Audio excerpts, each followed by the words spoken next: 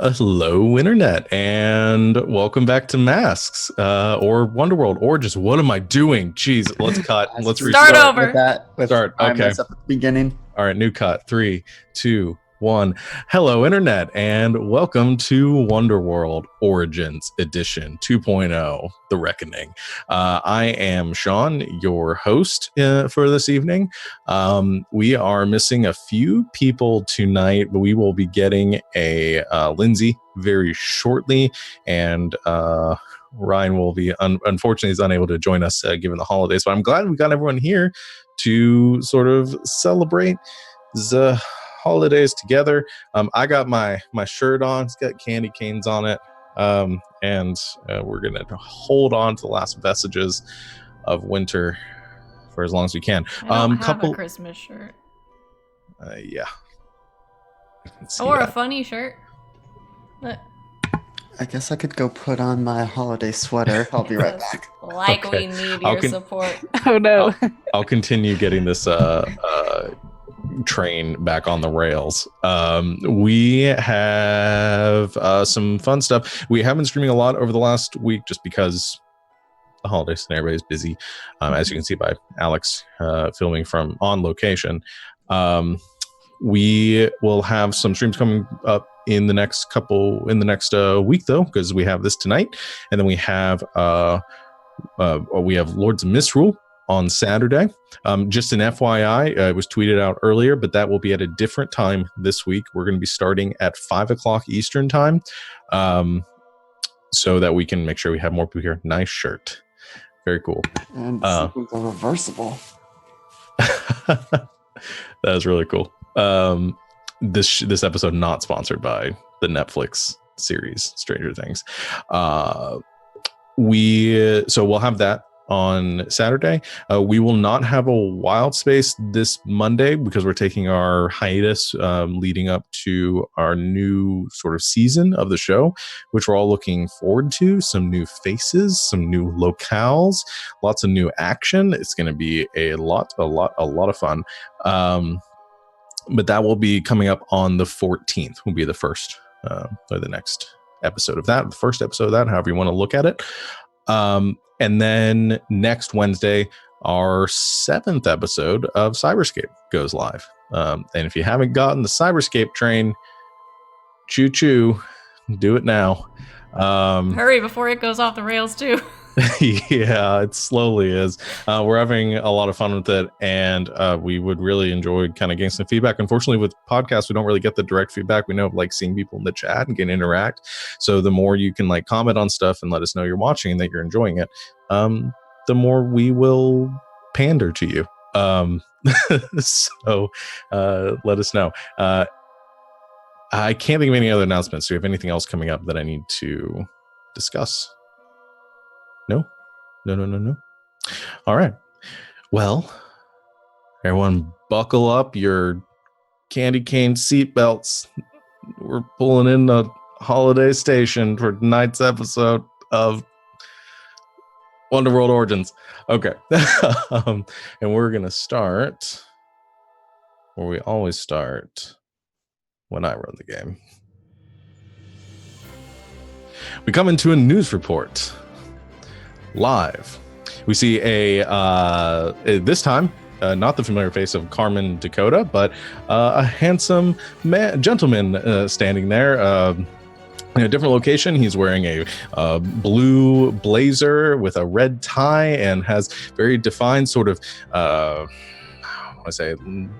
Affleckian features. It's a word that I just can't trademarked. And he begins to speak. Ben Savage reporting live outside from Sacramento, where the California State Senate has convened for an emergency session to vote on the highly controversial Vigilante Protection Act. The proposed bill focuses on relief efforts and programs for those harmed by vigilante activity. I don't know why my music stopped. Thank you. However, the most debated portion of the bill would establish a bipartisan committee with broad oversight over the allocation of funds to manage the emergence of superhuman activity, specifically in the Beacon City area. With disagreements across the nation on the best course of action to manage what many perceive as a threat to national security, the outcome of this vote and the actions taken by the committee will likely set a precedent. Other states will be quick to follow. Back to you, Carmen. And the broadcast ends. I have a question. Yes. He said back to you, Carmen. Does that mean she made Anchor finally? Maybe. I'm so proud of her. We don't see that part of the footage as it cuts there. And instead of panning out to a television, we fade in through white skies to the mostly unmarred skyline of Beacon City, where a gentle dusting of snow has taken over the cityscape. Beacon City existing across all weathers and climates. And I hope this music comes through. I don't know, maybe it's near Tahoe. That's a part of California that gets snow. Yeah. Northern California. All right. So it is holiday break, winter break in Beacon City for all its public and private schools. And I think we're going to start just kind of get an idea of what you guys are all doing on your break. And what you guys are kind of how you guys are spending it. Now we don't have to get into like denominational stuff or the holidays you're celebrating, but just who are you spending it with? What kind of fun stuff are you doing? How are you enjoying yourself while you have whatever kids these days have off for high school holiday breaks, 2 or 3 weeks? So let's just get the sad stuff out of the way and start with Lambast. Or Ian. Yeah, because Ian doesn't really have all that much nobody to spend the holidays with, really, at least in terms of blood relatives. He spends some time with his abuela at the assisted living center, but she is more or less unresponsive. She's went into shock after things and is not very sad. Yeah, we're really kicking off the sad stuff. I'm feeling the whole. Let's turn up the Christmas music a little bit. Turn up the Christmas rap. So I think spends an hour or so, or probably not even that much, just sometime with her whenever he gets the chance, but goes in once a day or so just to check in and say, "Hi, abuela, I'm here," but doesn't want to dwell on that whole situation, so he spends most of his other time hanging out at the base or at the people's houses who invite him along, knowing he has no one to spend Christmas with. So I think maybe you have some bittersweet time at the assisted living home, which is all decorated in like holiday garments and wreath and festivity, despite the sort of sad interior. Let's play into this. So you're going to spend who out of anyone that's here might invite Ian to spend some okay, so I do. So let's kind of pick up there. Olivia, so you invite Ian over to for what? For dinner with your father? Or? Yeah, for Christmas dinner. It's just Olivia and her dad, so. Yeah. Yeah. Okay, so it's just for Christmas dinner. Okay, for Christmas dinner. So very official. Okay. I guess they celebrate Christmas. I hadn't really thought about it until now. Yeah, for Christmas dinner.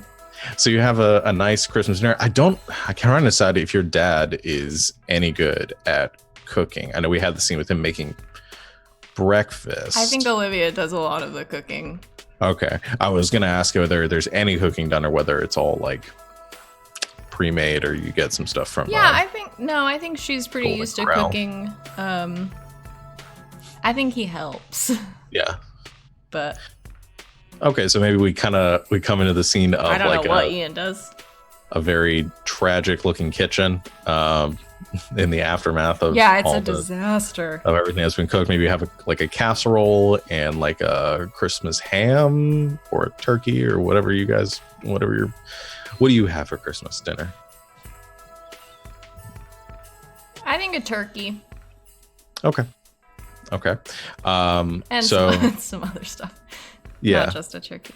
so in all the fixings, And 2 pies for does dessert, which is too many. for 3 people, yeah. 1 pie is too many. Does Ian bring anything? So you're invited over to your girlfriend's house, your girl others. I think like, House. Olivia invites him, but like doesn't make a big deal about it at all. She's like, Just "Oh, like- you don't have anything to do. Like, Um, you're coming over." how I want to know how Ian is sort of presenting himself here. Are you showing up with gifts or food or Publix cookies or Yeah, it's almost certainly store-bought cookies. Because apparently no one trusts him to use the cooking equipment at the base. So no? goes up with that. Is wearing, it's probably nicer stuff than Olivia or anyone else has seen him in, but it's not like suit and tie certainly, but maybe a polo shirt that's buttoned up and tucked into khakis, and it's like, wait, Ian, you have these clothes? Okay. So the doorbell rings and Ian is standing there in his khakis and polo and I'm still cooking. Dad, will you get the door? okay. So yeah, the door opens and Dr. Olivia's dad, because I forget the last names of our Dayton. characters. Dayton. Dr. See, Dayton. it's not just me. I know. I don't remember any of your guys' names. I just read the screen the entire time. So Dr. Dayton answers. I think he's probably dressed pretty similarly to you. He's maybe wear like a Christmas sweater. Probably something very. I imagine he has a very tacky Christmas sweater that he is wearing too. That's like it has like lights on it that are going off on like Rudolph's nose or something.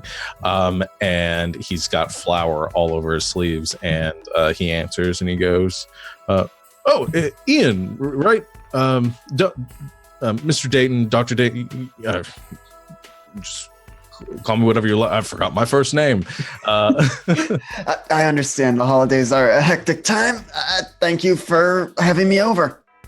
He says, no problem. I'm glad that Olivia could have some friends over. I hope we're not taking you away from any of your family's celebrations or anything. No, I guess Olivia hasn't told you there's no one to take me away from, really. So. Oh, well, I'm It's sorry. all right. Let's here. I brought cookies. Well, the more the merrier. Oh, thank you. And he takes in this very awkward display and walks the cookies in the kitchen and says, "Olivia, your friend Ian is here."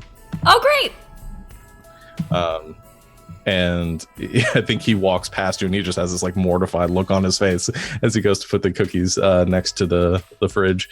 And Ian comes walking. So I want to play out this scene of Ian, you seeing Ian dressed up and looking very presentable. Oh, hi. Hey, Olivia. You don't look gross. Thank you. You're welcome. Anything I can help with, or? No, I'm pretty much done. All right. I guess. What does Ian do? I think he's just as confused about the situation. Everything I wanted it to be. Yeah. I think he approaches for a side hug to start. Not sure how to act, especially around Dr. Dayton. Well, I don't know. I'm looking at my notes. Did I give him a first name or should I just called him Dr. Dayton? I'm afraid to give him a name because Olivia's dad up to this point. Yeah. I'm going to say his name is Henry. And he shouts in the kitchen. He says, "You can call me Henry." Sure. I might stick with Dr. Dayton for now, but maybe as the day goes on. Gonna make a note of that. Henry Dayton. Smooth.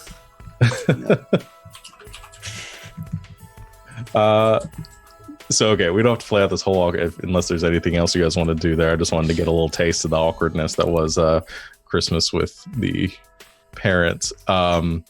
So you two have this you have this quiet dinner with Mr. Day. Maybe you play like dominoes or something after dinner, or something really kind of like low key. We play Trivial Pursuit. Trivial Pursuit. Oh God, with this room. And Olivia's disgusting. very competitive. Yeah.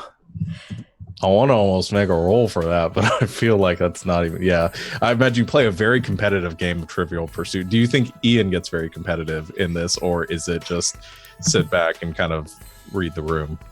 I think there's some stuff that he. I think seeing Olivia get so into it, he doesn't let her win, but is just kind of like, okay, yeah, sure, and just kind of. Has a bit of a bonding moment with Dr. Dayton over this of just like, okay, yeah, she's clearly enjoying herself a lot more than we are. I think the only twist I'll add on that, as I think Olivia gets her competitive nature with trivia from her father, and this is like battle royale between the two of them going at each other with this. Then Ian is like, what did I? Yeah, yeah. I think there's a lot of like. It's a good spirited. I think there's a lot of like questioning the cards when people get things wrong, and needing when to was this edition made? Olivia does a lot of Googling. Yeah, to fact check and stuff. So yeah, it's but I think after that winds down, you guys have some pie and stuff. I think maybe we cut to Mr. Dayton Henry, if you would. Probably Lindsay's saying his name is Alan. Alan. I don't Is think that right? Did I name him Alan Dayton? No, because I went with the Jurassic Park thing. Maybe I did go with that. We'll change it to Alan. Okay. That's probably Thanks, right. Lindsay. I don't know why that's the one thing I haven't made a note. I'm just kidding. There's like a million things I haven't made So notes. don't call him Henry. Okay, well, don't call him Henry's his middle name. It's Alan Henry Dayton. Oh, that's a good name. It's a good dad name. So we can keep it canon. So yeah, let's. I think Mr. Dayton is probably asleep, like at the armchair, with like a football game in the like late quarters in the background, and leaving you guys some moments to talk and just kind of like hang out, just the two of you. Do you get each other anything? Do you have gifts? I got Ian something. You did? Okay. What did Olivia get Ian? It's I don't know what they are specifically because I don't know what exists in this universe and what doesn't. But it's some like old like original edition comic books. Like some of the fun stuff, like some of the old like Green Arrow comics or something. So it's like what is now the new 52 is the classic back then. Yeah. There's like a couple of different ones, like a Green Arrow and like a Hulk and like a couple of things like that because she thinks they're really fun. Okay. So you get this nice, probably well-wrapped gift from Olivia. Probably, yeah, the wrapping is probably prettier than the packaging of the comic. Did you get Olivia anything? Yes, but Alex is still thinking of what it would be.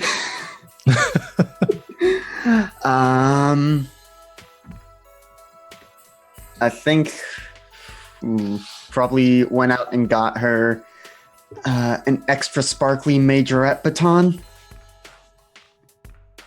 That's our... Okay, here's what it is. It's a majorette baton, but it's color coordinated with the outfit she wore at Halloween. So that if she ever uses that outfit again, she has an extra prop with it. Okay, so what I want to make sure here is this baton is like official, like weighted, is like something you'd use in competitive I want to say play, but like performances and competition is what I'm just trying to say. I did band for 4 years. I should know these things. And not like something you get for like a 5-year-old at a Toys R Us. Yeah, no, it's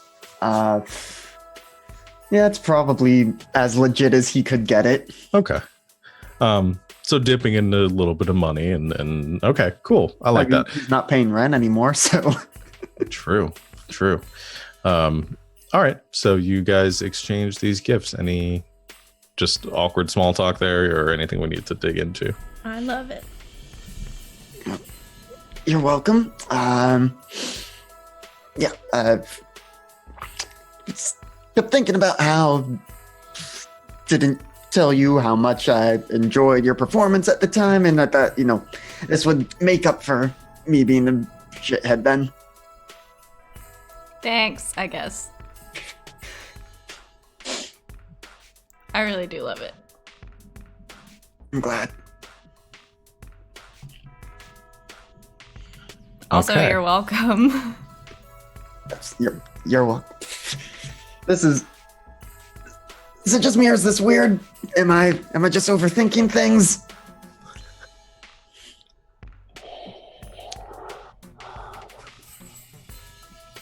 You're weird. Okay, I mean, not surprising, but good to know. Are you okay?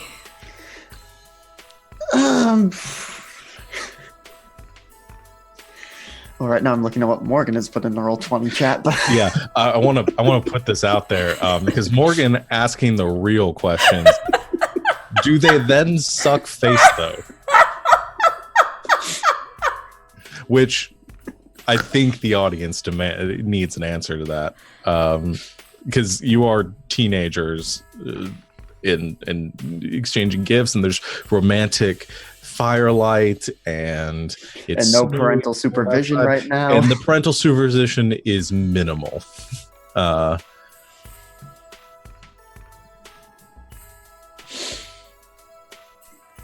We can just fade to firelight and leave the audience guessing. Yeah, they suck face. Okay, they make out then. I mean, seriously, I would be shocked if they didn't. Again, teenagers and Yeah. In wonderful cinematic fashion. yeah, just awkward teenage groping. So Nope, not gonna go there. Merry Christmas. we pan away from this scene, which was everything I wanted it to be.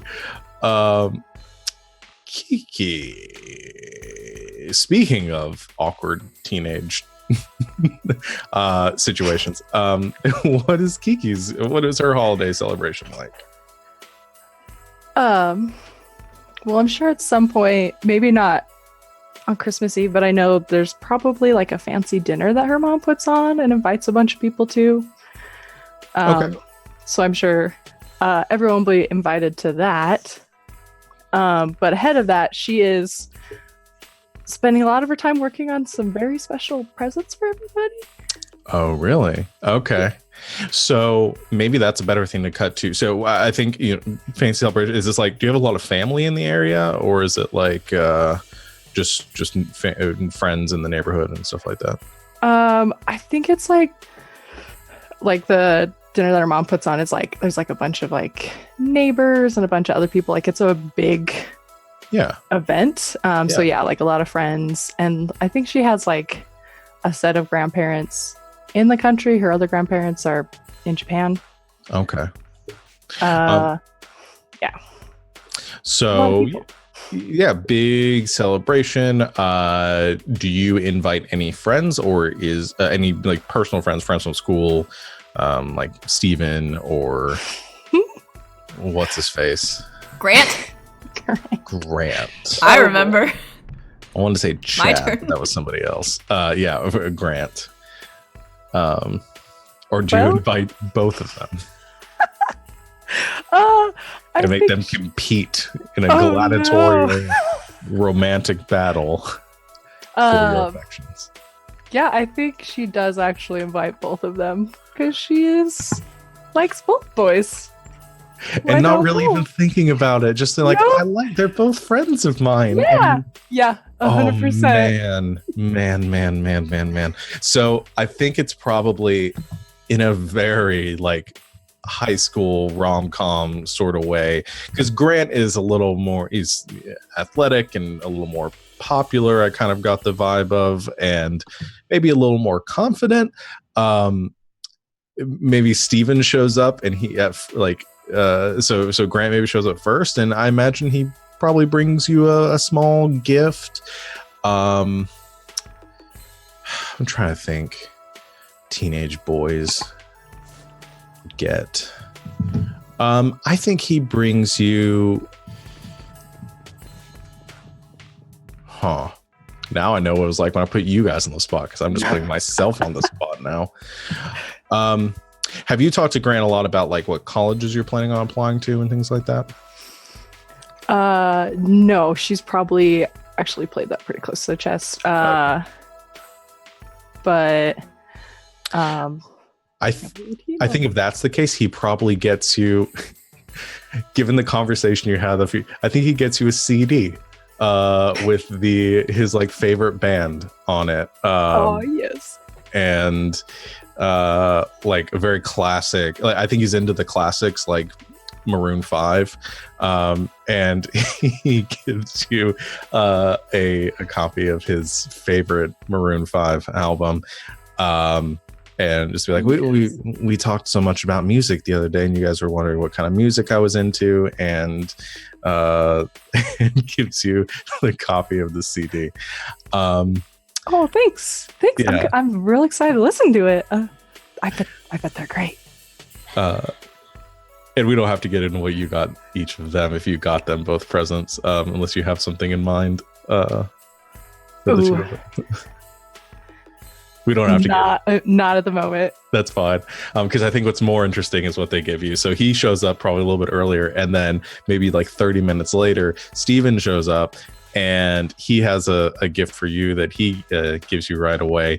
But also almost immediately is kind of like retreats a little bit as Grant is there and says, Steven, how's it going? And then Steven is kind of like, well, hi, Grant, good to see you. And they kind of have like an awkward conversation. And then Steven is very quiet throughout the rest of the night. Maybe having a little bit of like talk with maybe one of your grandparents who like ambushes them into a conversation. Yeah, I bet he gets stuck with Grandpa for like an hour. And not like sinister at all. And it's not, I don't think there's really like a outward competitiveness between the two of them, but I think Grant is probably a little more social and is talking and laughing and playing games and things like that. And Steven probably leaves maybe a little bit early. And I don't want to make all these character choices for Steven because it is Ryan's child. But these are the things that I think make sense. Yeah. And you open his gift, which is a set of like very nice like sewing needles, a new like sewing needle set, and it's like so I think you have a nice evening there, and that winds down. And so what I really want to get into is, I think, the scene of you giving, if you have gift ideas for the rest of the group. We'll go ahead and kind of transition to that. But before we do that, I want to get Lindsay in here. So we're going to take a quick, we'll be back in 30 seconds. So just stay tuned, hold your breath. We'll be right back. And we're back. I hope you weren't actually holding your breath, because we might have had some people pass out. So quick change of plans. So it was revealed to me that everyone is at this party. So we're going to kind of stick with this big holiday party at Kiki's place, and kind of get into the interaction with everybody else. Here's what I want to say. So we'll say this exchange of all of you kind of exchanging gifts together, except for those of you that already have, takes place towards the end of the party. Steven's already left. Grant's probably left at this point. You guys have all seen these awkward interactions happening probably throughout the night. And I think maybe as everything's quieting, you guys go outside where there is a beautiful like evergreen at the corner of the property that's like never been there before, but nobody inside is questioning it because they've all had way too much eggnog at this point. And you guys all go outside to have a nice holiday gift exchange with Gentry or Perennial, and all of you. I think the only people that aren't there are Lucas, who is off doing God knows what at this point, and I forgot my own character's name. Rose, who has been gone for the last week or so because she and her aunt Jillian have bonded over one thing, which is their love of classic dubstep. And they're at the Holidays Music Festival in Seattle together over the break. And that's HOLI DAZ Music Festival. We know it is. Trademarked. TM. TM. Okay. Book your tickets now. Yeah, book your tickets now for 2020. Okay, so yeah, you guys have your little exchange then out in the cold.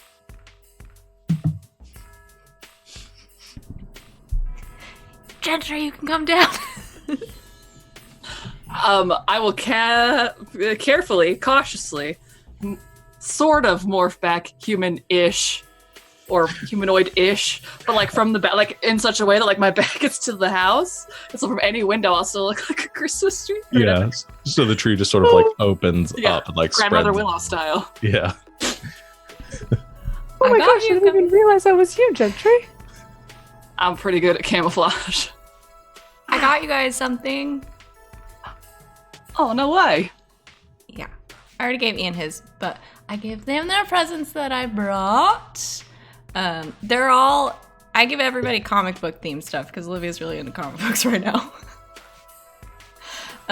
But so I give Kiki this nice like it's like a soft shell case for her to like keep. It's like a sewing travel case, so she can like put all of her like important stuff in it if she needs to travel somewhere and fold it up. But it's got like Wonder Woman on it probably.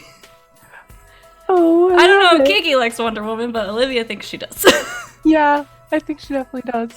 And then she got Gentry a again, I don't know what comic it is, but it's like a graphic novel anthology of like Swamp Thing. big old No. I was waiting for it. I was like, something like Wicked and Divine style, like that. I don't think Olivia knows if Gentry likes to read, but I think she knows that they spend a lot of time by themselves. yup, sure do. So I got you a book. I hope you like it. It's like really good. That actually looks really interesting. Thank you, Olivia. Yeah. I got you guys presents too, but they're not actually here because I didn't want to give it to them in front of everybody. They're back at the sanctuary. And Kiki has made costumes 2.0 for everybody.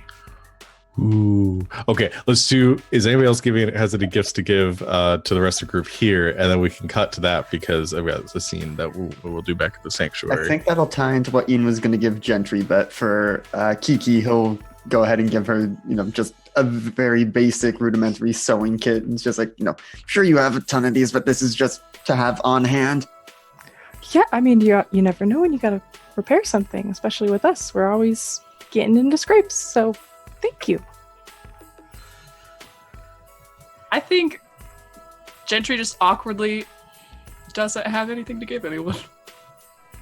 That's fair.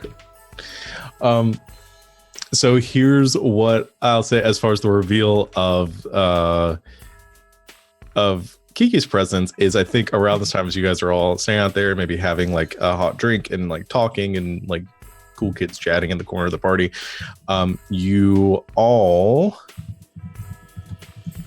get there we go. That thing takes way too long to happen.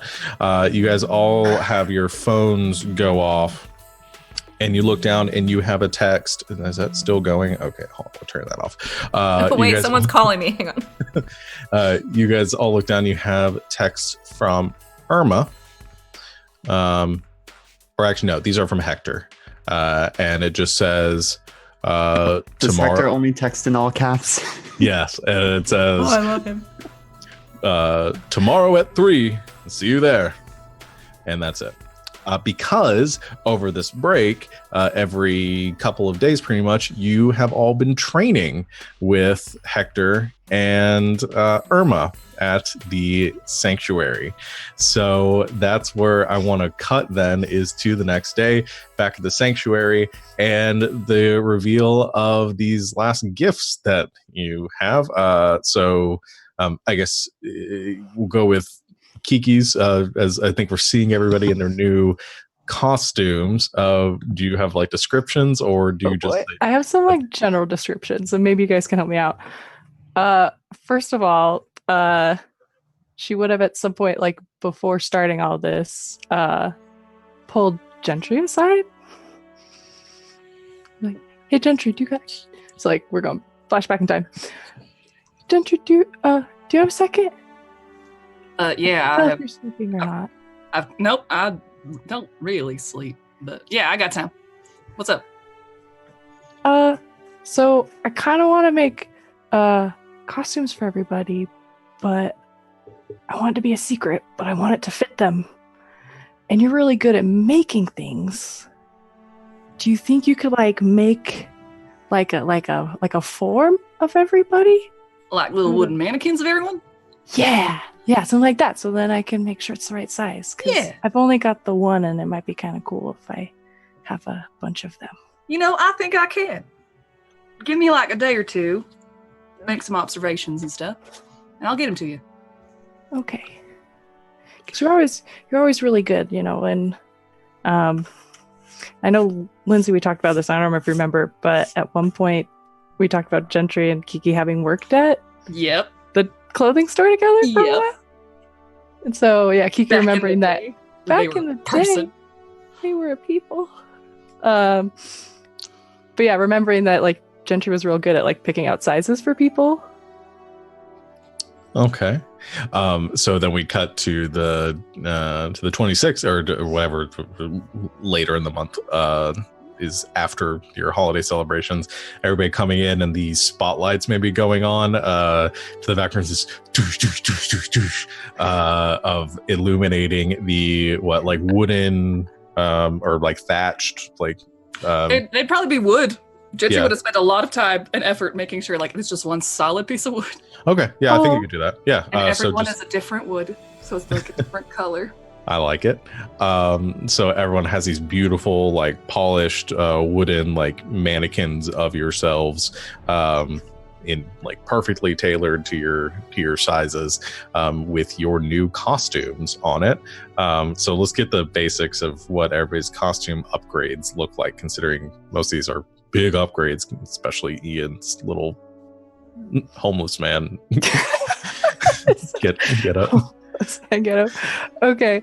Yeah, so we'll start with Ian. I think his is sort of like it's like a dark sort of like tight like tank tops, like there's no sleeves, and it's got like some reinforced bits, but not like too much, so he can still like move around, but sort of out of a definitely like athletic material, so you can get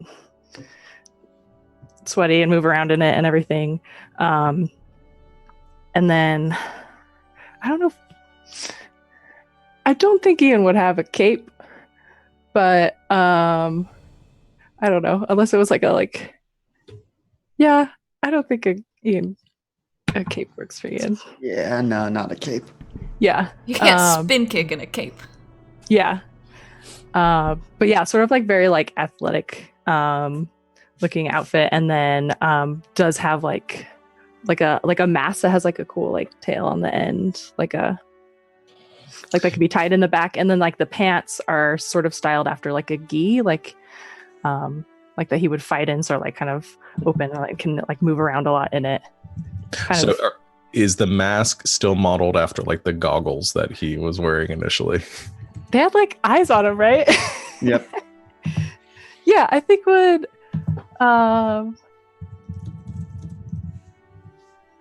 yeah, maybe like the fabric is sort of like reminiscent of that, like maybe it's got like a pattern, sort of like scales or something kind of cool. like pattern of like to the fabric itself. So kind of reminiscent of that, but not exactly. But like covers his eyes and everything. Okay. So unless you really want the eyes, Ian. No, I assume so there are eye holes. It's not like yes, yeah. It just it's kind of like right here. Yeah. And I don't know. And obviously, you can still integrate as much of your original costume as you want into these. I like it though, like very high tech. I assume it's all Under Armour. Yeah, that's what I was trying to think of. That dry fit. That dry fit. That's good stuff though. Okay, so we've got yours. Upgrades to Olivia's. Okay. Yes, Olivia does definitely have a cape. I'm sort of like picturing like and we talked about it, but sort of like Raven's costume, except for like it's white instead. So it has like a long cape and like could have like a hood, kind of like some jewels or something across the front. But also like with some fancy boots, some like awesome, like maybe like thigh-high boots.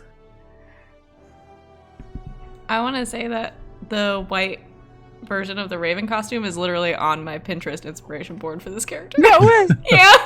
Does it still have like pink accents to it? Is like is like underneath the cloak? Is it still pink or are we? Yeah, like the underneath. Yeah, the cloak would definitely be pink and like little highlights. So it's still there, but it's like inverse of like what. I like it. You know me so well.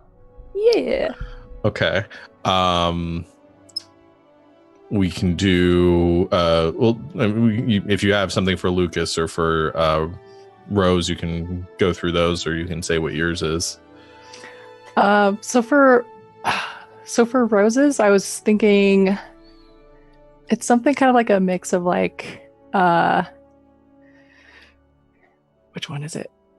From that K-Dot music video, the chick with the spray paint. I think Akali. Anyways, but just like a cool like awesome jacket with like embroidery on the back, like a cool like dragon or something on the back of it. Yeah, but then like sort of like pants that are sort of like tight, very form-fitting, and then like chunky like designer shoes. Like with studs and stuff on it, like yeah, like very chunky. So kind of like combat boots. Yeah, kind of like vaguely Tracer-esque a little bit, kind of like a jacket with like but then like a Tracer's a good aesthetic. Yeah, I like that. Yeah.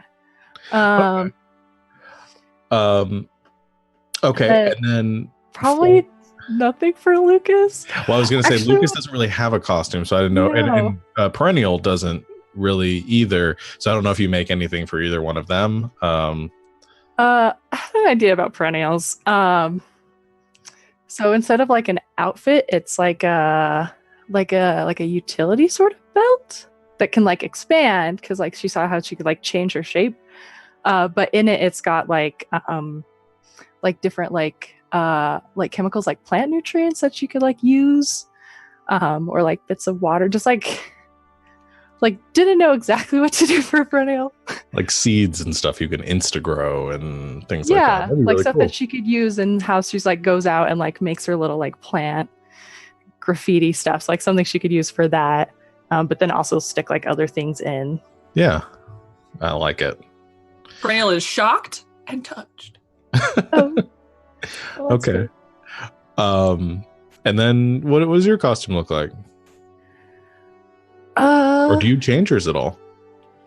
I mean, she's got like multiple different costumes. Okay, fair. Yeah, very much like Cardcaptor Sakura, just has like a few different ones.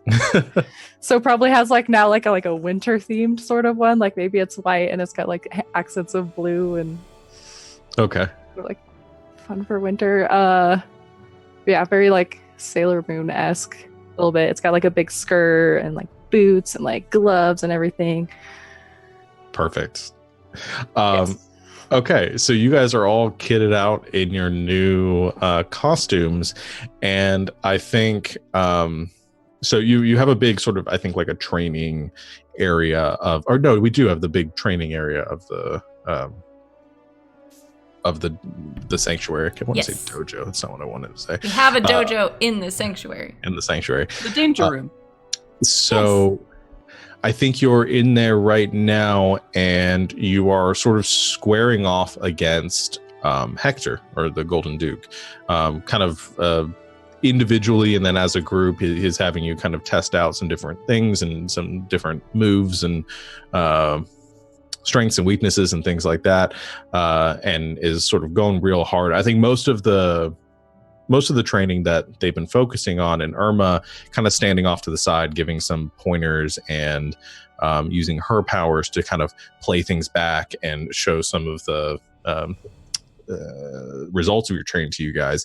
I think focusing on a lot of like combo moves between the at least the four of you that are here, and Lucas has probably been there at some point during it, and maybe Rose was there early on, and now that's just the four of you is focusing on some like combo moves between you. And we don't have to go through all of this, but I really want to come up with like one like combo move with the four of you, something that you do like Team move that utilizes all four of your powers in some way. And I don't know if you guys, I don't want to put you guys too much on the spot with it, but I really like the idea of something you guys can like call out in combat and try to like do together.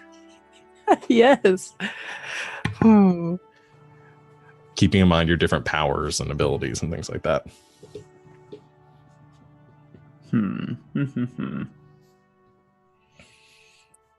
I feel like we should have something where we just like launch in at straight at something like a bullet. Yeah, that's a good end. Perennial becomes like a springy, a rubber tree. Oh, as a slingshot. What yeah, else? some combo of like bamboo and rubber tree that's just like wrapped around, just like super flexible. Yep. Well, if you can launch him, I can put a big like protective barrier around him, like a rocket. Like a reinforcement like, yeah, thing. like a shield. Okay. Are we making our own fastball special here? Yeah. Yes, I we like are it. now. And then what can Kiki sort of contribute with your Oh. energy manipulation? Could or she light the barrier on fire? So it's just flaming. Let's launch through the air. Let's see why not. I like so Or can you can change yourself into different stuff? Can you make Ian like diamond? Ooh, yeah, I could have him like Or at least like my encased gloves. in diamond. Yeah. Ooh, That's yeah, so your sick. gloves. Okay, yeah. well, okay, so let's say maybe so he keeps his mobility and stuff.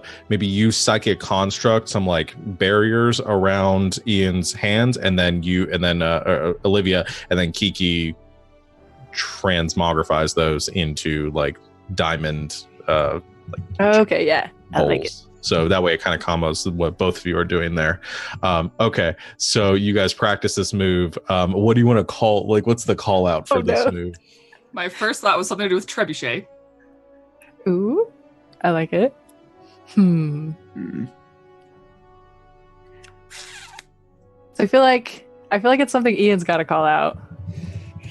Oh, Yeah. God. Yeah, we are launching you.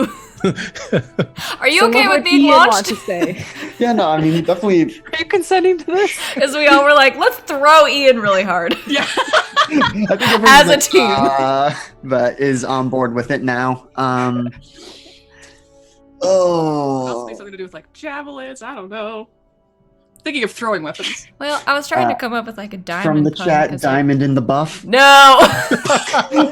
That's what Ryan This is suggested. a family show. I was trying to come up with a diamond joke because, like, man. Lindsay said fastball special, and then I was thinking about like Yeah. baseball and like a baseball diamond. But that's as far as I got. I don't know, you could use Bling like fist. ballistic missile or something like that. Let's see, lambast launcher. Can you like yell that in a very my fun, goodness. dramatic way though, or are the villains just gonna laugh at us? Guys, what if it was something really lame? Like he went to Jared's. It's on 3. Oh my gosh. Maybe we don't do a name for it. Yeah. Oh, We'll we just call gotta it- have something. We'll think about it. Oh, we've got Bling Fist, Fling Bling in the chat. it combo 1 for right now until you guys come Combo up with number 1. And dramatically, when it's being used in real battle, you come up with a real cool name for it. And, Morgan said combo number 1 and now Mambo number 5. It's just playing Mambo over and number over in my I head. definitely thought of Mambo number 5. So let's say the 5 of you or the 4 of you practice this move a couple times, and then kind of slowly to kind of get into the timing of all of it, and then after towards the end of your practice, you're all sweaty and you're all like getting really tired at this point after having done this for probably 3 hours. Hector, in his full kind of gleaming, this shimmering golden energy coming off him. He's hovering about 15 feet off the air, and he's just sent out a couple blasts of energy down towards all of you that you're rolling out of the way of. And he stops for a second and he says, "All right, show me what you can do then." And he gets himself ready, kind of like a pitcher, like a catcher position in the air, and wants you guys to try out the move on him. So since this is, I'm going to say we can do more combo moves later on and come up with more things that accentuate different characters. But I think since this one is an Ian combo, he's going to get the final roll on this to sort of determine success or failure. And what I'm going to have the rest of you do is, what is the one that I am looking for? It's going to be an assist. Does this not have an assist? Why did I think there was an assist function here? Well, here's what I'm going to say. So as long as all of you are helping in this situation, the 3 of you helping with this combo move, is I'm going to give him a plus, we'll say a +2 on the roll. Yeah, what? Can I do... I don't know if this is relevant right now. Can I do any extra help since I have the burn move that lets me give somebody +1? Yeah. So I was thinking about doing this in a way where we can actually use the combo as a mechanic in game and just Oh no. Everyone's different characters now. Yeah, who am I now? Who am I playing? You're Lambast, and Alex is Facet. I'm grumpy and hopeless. And Morgan's Perennial. Sorry. I think, Lindsay, if you just If I pop out? yeah, just turn your camera off and back on. I think that should fix it. No, it didn't. Let's play this game. Who Who should am I try now? next? maybe Alex and then Lindsay, because Morgan was third in the call. No. Should I go? Yeah, go ahead. Sorry, guys. And That will then It ain't your fault. no, and then Morgan, and then Lindsay. I think is gonna fix it. Okay. All right. Boop. We're playing the Zoom game. That still didn't fix it. I'll just fix it. Yeah. No, okay. I think I could. Can you fix Okay, it? I'll just leave. I was gonna say, so Alex, leave the call, Don't leave the call. and then Lindsay. Oh, Alex, you have to come back. You fixed Oh. it. Leave You're forever. you're so much better at this than me. Okay. Hey, there you go. Hey, so what about Bling Shot, you guys? Bling shot. That's I good. love Bling shot. Okay. Oh, yeah. Somebody write that down. We'll say bling shot. Alex, write And it so down. Yep. what I want to do for these combo moves, just to keep it easier and as little rolling and resource expenditure as possible, is I'm just going to say for the combo move, with the 3 people helping you, you'll get a +2 to the roll that you would be doing, and that sort of accounts for everyone having their individual abilities to help and assist. I think if we get any combo moves where it's all 5 people able to work in unison, it goes up to a +3, and then if it's 1 or 2 people, it's +1. So I'm just gonna have you roll to directly engage a threat. I think is the most apropos for this, and you'll get an additional +2 on your roll. Yep. Just double checking. Ian is still hopeless, but that doesn't affect directly engage. Let's see. Situational bonus 2. 10. Nice. Perfect. So we won't worry about interpreting and stuff, because I think what happens here is we get perennial fashioning, kind of your arms extending out in this whir of plant matter that binds together into that rubber stretchy material. You lock on to probably some like constructed pillar to the side of the room, forming the slingshot. Lambast, you go running into it to build up that momentum back in the opposite direction. You turn around, lock your legs inside of it, and begin to spring forward. And as you do that, we get to either side, Olivia or Fantasia and Facet, both in unison, casting their powers onto Lambast, and then you go shooting through the air almost faster than the eye can see, and there is this cracking noise that shakes almost the entire room as you slam into the Golden Duke, and the two of you go flying through the air and then impact into the ceiling with this heavy thud and this reverberation of the psychic constructed material around the room. And there's probably a moment of silence there, and Irma looks up from the tablet she was messing around on, and there's just scanner broke. And she looks up and she goes, "Hector, are you okay?" And there's a bit of movement up towards the ceiling, and Lambast, you go landing on your feet on the ground, and then Hector kind of pulls himself out from this divot in the wall and goes, "Ugh." Yeah, and he cracks his neck to either side and says, "That was pretty good." And he floats down to the ground and says, "Came at me a bit faster than I was expecting there. Good job, all of you. If we just, again, keep working on that timing, and it'll get even better as you improve your coordination. If we had the other two here, then perhaps we could get something else going, but I think we've kept you for about longer, unless you want to go another round." He kind of begins like bounce on one foot, the other. Like clearly it's just an infinite source of energy. Olivia has this very competitive look on her face. I think Gentry is predominantly made out of woven grasses at this point, because he's been going for a long time, and Gentry's just like, "I'm real tired." And at that exact moment, Irma falls. And you hear kind of a light thud, almost you almost don't even notice it, as she collapses on the ground.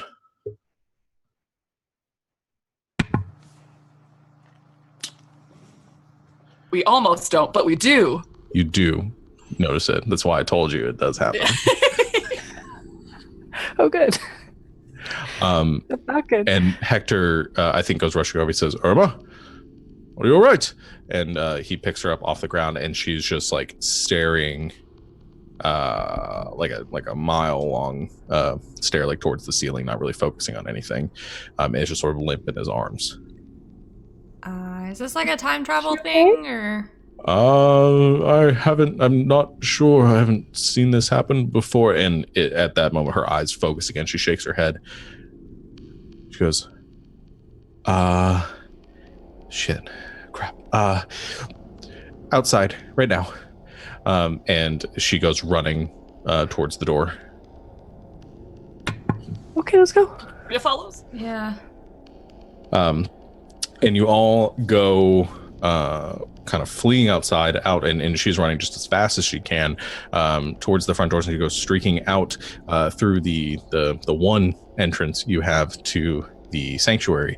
And as she runs outside, you can hear the sounds of the city traffic and some cars beeping, and there's still a little bit of ice and snow on the ground from the night before, but it's no longer snowy. It's clear blue sky. And she just looks around for a moment, and you see like sweat beating down the side of her head. Irma, what is it? I'm not sure. I thought I saw maybe it was nothing. And in that exact second, there is a flash of white light towards the center of the city, and you watch as this massive wall of light expands outward, sweeping over the city, over it, across the streets towards you. You see cars, buildings, everything being consumed, vaporized by the blast, until in a flash, it's overtaken all of you. And there's just nothing. And then you feel something again as it pulls back. Your body's returned to you, but you're moving strangely. Everything feels sluggish, like you're being pulled one direction. And you watch as buildings reform. You see the cars right themselves. Everything plays backwards. And you're standing here in this warbling, kind of slowing field of energy as you watch Irma, her hair standing on end, kind of out to either side, her eyes, this crystalline blue color. And there is this crackling, almost lightning-like energy that is shooting off of her fingertips in every direction, and you watch everything around you is just playing in backwards. You see a plane fly through the air in the opposite direction, kind of consuming the smoke trail that leaves behind. You see cars weaving around corners, people walking around you backwards, everything playing, the sun kind of gradually moving up to the sky, and it just moves a bit, probably like an eighth of the way through the sky. And then the crackling around Irma kind of fritzes for a moment and then stops. And she collapses to the ground again.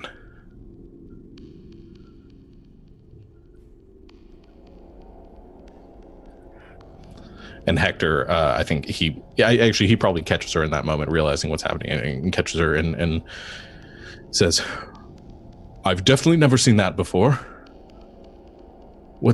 Irma? Irma, wake up! Irma." She's not answering. Did she just rewind time? He looks down at his phone. I'd say so, and holds it up to you. And the phone says 3:00. And it was about 6:00 when you guys stopped. Are we still tired? No. Whoa.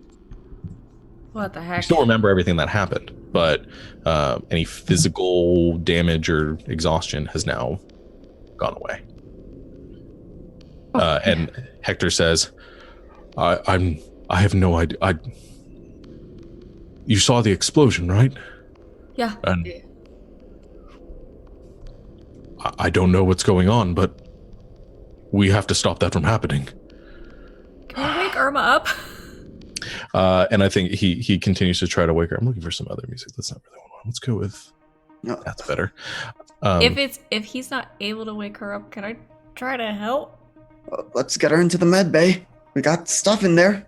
Yeah. So you rush her into the med bay, and I know you guys have like some like healing pod thing, but maybe before you put her in that, to kind of assess and see if there's anything you can do, Olivia, maybe you have her on there's like a cot or a small table there that you lay her down on, and her hair kind of falling to the side, and you do notice like that crackling blue energy. It's no longer coming off of her, but you still see it kind of like around, like every once in a while it'll like jolt kind of up her body, and her body kind of seizes for a moment, but she's still unresponsive. Okay. And I think Hector says this when he says, she's told me before there are drawbacks to her abilities, and she can't use them too often. I don't know if she's in some sort of stasis or... Oh, wow. Does that sound familiar? Okay. Back up, Hector. He backs up. I'm gonna try... I don't even know if it works like this.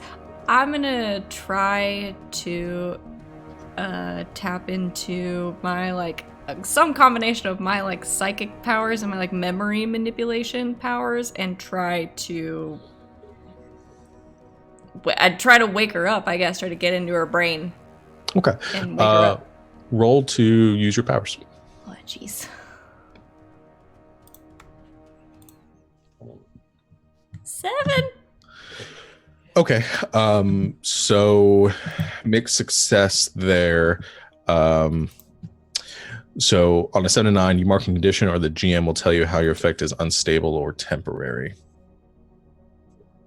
Do I get to pick? Yeah. We've only been playing this game for how many months? I'm gonna mark a condition. Okay. I'm gonna mark afraid. All right. So here's what happens. You project this psychic energy into her, and immediately you feel kind of this mirror effect to what she is feeling right now, and you do feel this like seizing, this tension to her muscles, and you're getting flashes of like her memories and things that are happening. And then I think I'd rather go with the scene of she doesn't come out of the stasis, but you almost like dig into her mind and you see her like standing in this just blue like cage of energy and like in her own sort of mind's eye, currently like trapped inside of it. And she turns towards you and she's sort of jolting a bit, and her voice is kind of like warbled from the energy, like distorted. And she goes, Olivia. Sorry, I'm totally in your brain right now. It's fine. This will pass. She says, 3 hours, 3 hours, I'll be back. You don't have that much time. No. You have to stop it. There's a bomb. Frost. That's what I got beforehand. Bomb in the city. Have to find it. Stop it. Do you know where? Underground. Don't have more than that. Okay. What's Frost? What? Hector knows some. I'll tell you more later, but you have to go. Go now. Now, Olivia, go now. Okay. Eject, I guess. However, I send eject myself button, out of shoot out someone's the top of the brain. car. Yeah. I think you just let go of the, like, you're kind of like gripping on her with the psychic energy and just let go in that moment and stagger backwards. There's a bomb. Underground in the city somewhere. Hector, what is Frost? It's a group. I don't know anything more than what Irma has told me and what's been relayed to her from her future self. They're an evil organization. They're the ones sending messages back and trying to influence this timeline and change things for the future. And that's who Eternity has told Irma and I to stop. Okay. They planted a bomb somewhere underground in the city, and we have less than 3 hours to find it. So. All right. Suit up. The four of you cover the eastern side of the city. I think I can get the rest of it, and we can sweep, see if we can find any sort of... Look for any signs that anyone's tampering with anything, any suspicious trucks or people moving underground, the sewer systems, most likely. If you find anything, call me immediately. All right? Don't engage by yourselves. This is too important to leave in your hands alone. Okay. All right? Is there a way to tell if somebody's like works with Frost or something? I don't know, but... Okay. Use and do whatever you can to find them. We have to stop this from happening. We didn't have any warning of this, and we would have had more warning if this was something that was supposed to happen. This is likely Frost and their leader interfering with the timeline. Okay. All right? You can do this. You're strong. But like I said, don't engage on your own. Call me first. Got it. Okay. And I think he kind of flashes gold with that energy again, which sort of cloaks his body. And he goes sort of zooming out the door and then there's like a small kind of sonic blast as he shoots off into the sky. If it makes anyone feel better, Irma says she'd be back in like 3 hours. So That actually does make me feel a lot better. okay, yeah, she'll be back in 3 hours. Don't worry about it. All right. I'm assuming we put her in a 3 healing. hours when the bomb goes off. Yeah. Yeah. And I don't think she's going to be able to pull that trick a second time. Let's not heck it up then. Where she is in her pod, I'm gonna grow some like lavender, chamomile, vetiver, and other stuff so that she just promoting restful sleep. Okay. Yeah. You put her in the healing. Are we deciding like this is a tank that like fills up with liquid like Dragon Ball Z style, or is this just like a? I was imagining it as like a, you know, those sensory deprivation tanks. Okay. Are we That going with exists like like that. submerged in liquid? Yeah. Yeah, It could yeah. be the flu- All right. yeah. Or like There are flo- fluids or that like we can breathe, floating, by the way. Yeah. like a float tank. There's like a breathing mask that straps on, and then There are actually fluids that you can breathe. No thanks. Just saying. No yeah, thanks. we could go that far if that's something all of you are comfortable with. Aww. It's cool science. It is I cool. watched science. that movie where they go underwater. Yeah, that's where I got it. Yeah. No. Let's just do more of like a float tank. Yeah. And so you put the breathing mask on her and shut the top of it, and you put some of the like you disperse some of those plants, the fragrances into the water surrounds her, brewing a nice tea inside of the, Yeah. the Well, it's sensory tea. deprivation tank. And as that closes, I think there is probably a video monitor and some like vital monitors that go on reading her respiratory and heart rate and things like that. So you all rush to get into your costumes, your new costumes, and then the three of you go running out, or the four of you, sorry, go running out the. One of you dies along the way. I click my belt and explode. Yeah. And then go running out the front door in pursuit of Bear, in pursuit of the Golden Duke. Okay, let's take our break here, and then we will come back and see how this unfolds. Be right back. Welcome back, everyone. We're going to get right back to the action here in 1 second. But first, a commercial break. No, I forgot at the beginning of the session, we have added some, or I added unilaterally, and I'm sure they'll be ousted later on, some new items to the Stream Elements store, at least for this game. Test them out if you have the cash, the GGK cash to spare. You'd like to buy them. There's a couple in the store. One is you can give players a +2 to their roll. It's like a heroic inspiration, I think is what I titled it as.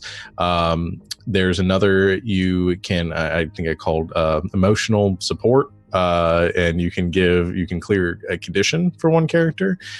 And there's another one for like a power-up option where you can give the players a successful check. Next time they roll to use their powers, they can automatically choose to succeed on it as if they rolled 10 plus.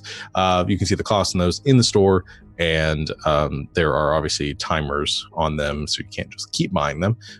So if you'd like to buy one, go for it, and they might need all the help they can get coming up. So let's get back to the action. So you all go in your full superhero get-ups. You go running out into the city. How are you searching? What do you do?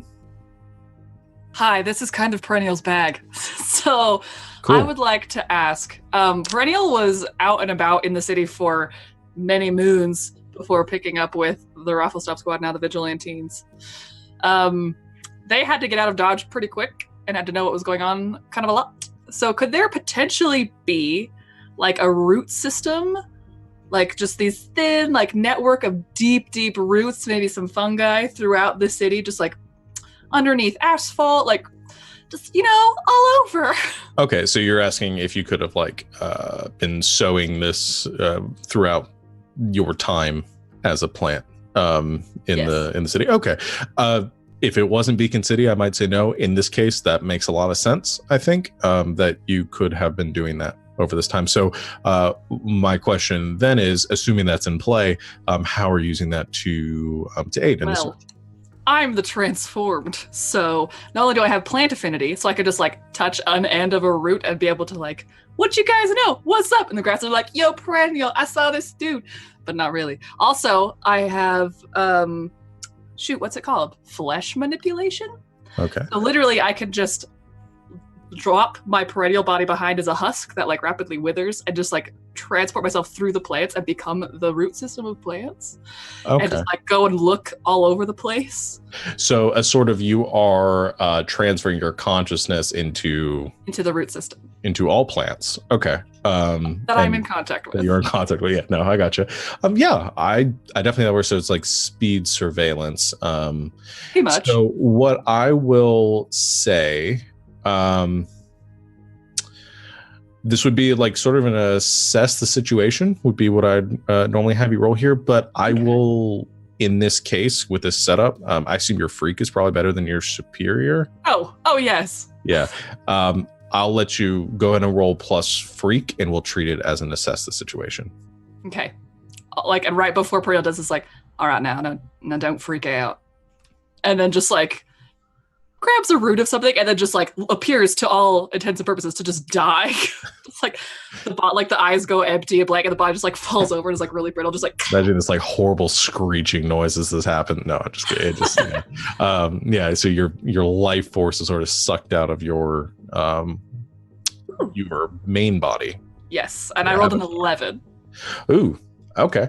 So on a 10 plus, you get to ask 2, what can I use to blank? What here's the biggest threat? What here is the greatest danger? Who here is most vulnerable to me? And how can we best end this quickly? So what I'm going to do is I'm going to give you a scene of what you see, and then you can ask those questions based on those scene. So I think you spread throughout the city and very quickly kind of popping up in different places. One, you're kind of in like a tree in a park near the center of the city. Next, you are like in a bush outside of one of the kind of apartment buildings on the west side, and then up to the north side in front of like City Hall. And you go kind of peeing around the city looking for signs, and you do catch one thing that definitely sticks out to you, and you latch onto that and you kind of get to surveil an area. To the, I think Golden Duke said he was taking the eastern side of the city. It might have been the opposite. Whatever side of the city I said the Golden Duke was not taking, you are scouting around the other side, we'll say the west, and there is, I want to say there's a section of the subways of the city that are no longer in use, given upgrade and like new technologies and stuff. Some of them were closed down to other areas of the city and replaced with like monorails and other kind of more sophisticated, like above ground transportation. More people are using Uber than ever before. Now they have self-driving Uber cars. And I think, so there's some of the infrastructure has fallen into disuse, and there is a section of the subway, or the former subway, that is fenced off. And you see a circular hovering orb. Probably sticks out to you. Not like the drones that you've seen, because you still see those around the city occasionally, these drones that survey the city looking for supers, other eights like yourself. We don't use that term enough. I'm going to start using that more. And the drone itself is just this perfect kind of sphere of metal, with a kind of a line of red light kind of beating around the circumference of it, and probably a lighter portion of it, like a focus point that kind of spins around it as well, and it kind of hovers like over the fence and then down to the whatever's beyond the fence, the subway area. So what you see here, as you focus on this site, you see multiple, probably 5 or 6 of these orbs kind of scattered throughout the subway. You get an idea of like the tunnel systems going underneath, and you're getting a pretty good idea of the surroundings, that something is happening here. There are some strange things that you've never seen before in this area. So given that, 2 questions. Well, I would like to ask, what here is in the greatest danger? Okay. So what you gather based on your location, this is the eastern side of the city, but this is pretty close to like the city center. There are some pretty large buildings in the area. It's mostly like a business district.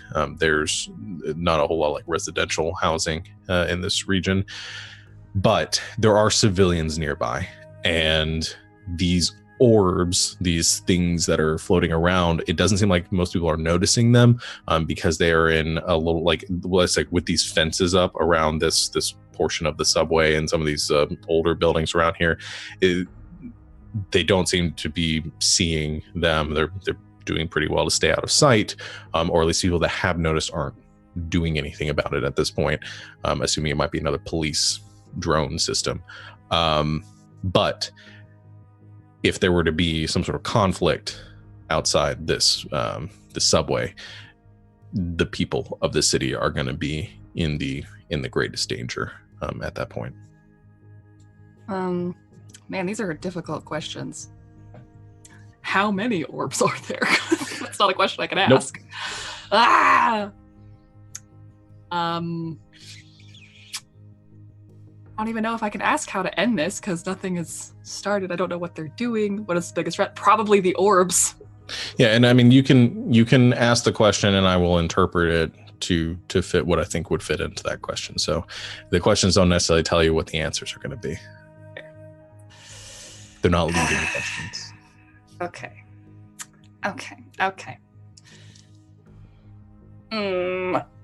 I guess how could we best end this quickly, because we only have 3 hours and I'm very concerned. Okay, so here's what I'll say, given that you're asking that question specifically. Tying into the idea that you don't want an above ground firefight, I think you tap out to areas like spreading around to the subway system, and getting an idea of like other access points. And there is about like 5 blocks over, there is another entry to this tunnel system that I think, based on the routes that are connecting that you can't see, you don't really get a visual. You do believe that they connect. And it might be a quick way to get into wherever these things are going without having to go through this, encounter them in this vicinity here.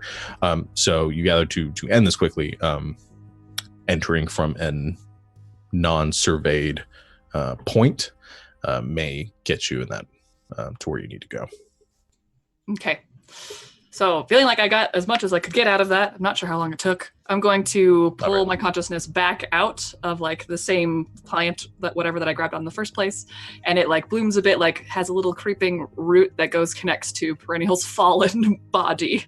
Okay. And then I slowly regrow into it, and like the plant matter that became brittle starts to enliven up a little bit as Perennial grows back together. Okay. All right.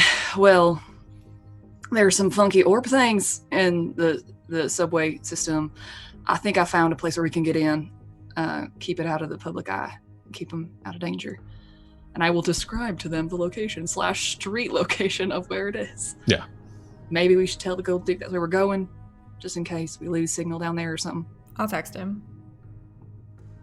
Yeah. You said orb things? Like... Yeah. Like robots, or like... I mean, it kind of was reminiscent of the police's drones, but not at all, actually. Like, similar, but not at all. You know what I mean? Maybe they're like drones from the future. I mean, it's very possible. They look pretty sleek and futuristic, for lack of a better word. Okay. You think we should avoid those? Yeah, or take them out. I don't know. Maybe each one's a bomb. Or maybe they're just scoping out a good area to lay them. I don't really know what they are. If they're driven by things, if they're... Okay. We should probably try to get a look at them before we have Ian just like punch them out of the sky. It's probably a good idea. I'll probably do like a really simple drawing in the dirt. Like, this is what it looks like. It's like a circle with a smaller circle. Yeah. They pretty much look like Pokeballs now that I'm describing or thinking about. They're giant silver floating Pokeballs with red glowing dots. Okay, so you've got your plan now. You I text Hector. You text Hector. And what? Tell him to meet you where you're going to be entering. I tell him in as few words as possible what Perennial saw and where we're going. Okay. So you send him a text, and the four of you then begin to hoof it across the city, using your various means of quick transportation, jumping, gliding, super speed, rooftop to rooftop. Okay. All of you have some means of moving a little bit quicker than the average bear. Tree slinky. Yeah. Through one way. If not, I have super speed and also super strength, so I could probably take one person with me. Yeah, I mean, I think, again, with all of your... Yes! I take Gentry with me. As a backpack. Okay. Hold on! Yeah, I get, with all of you having some means of, like, with your powers, I think you're able to move mostly inconspicuously and faster through the city, and not just, like, in full superhero costume, just, like, running down the sidewalk and be like, hey, how's it going? Since it is... neighborhood. Yeah, it is like the middle of the day. So you really need to think about getting like a car or something. Well, Lucas isn't here to drive us around in his Kirby craft. Gosh dang it, Lucas. I mean, I have a car. Yeah, not you can just drive. Yeah. But the traffic at this hour, I mean... You're so right. I say to my backpack. So as you leap, you eventually make it to the subway entrance that is a couple blocks over from where Perennial saw the floating orbs. The Golden Duke is not there, or he hasn't shown up yet. Do you wait or do you head in? I want to go in. Yeah, I mean, we told him what we know. This doesn't seem like something we can wait around on. Let me just take a quick look and make sure no one's down there. All right. I'm gonna mark a doom track to use my dark visions. Okay. To ask the GM one question about the situation at hand, and they will answer it honestly. And I want to know if will I? Yes, according to the rule book. Yeah, go for it. And I want to know if anyone else is down there where we're going.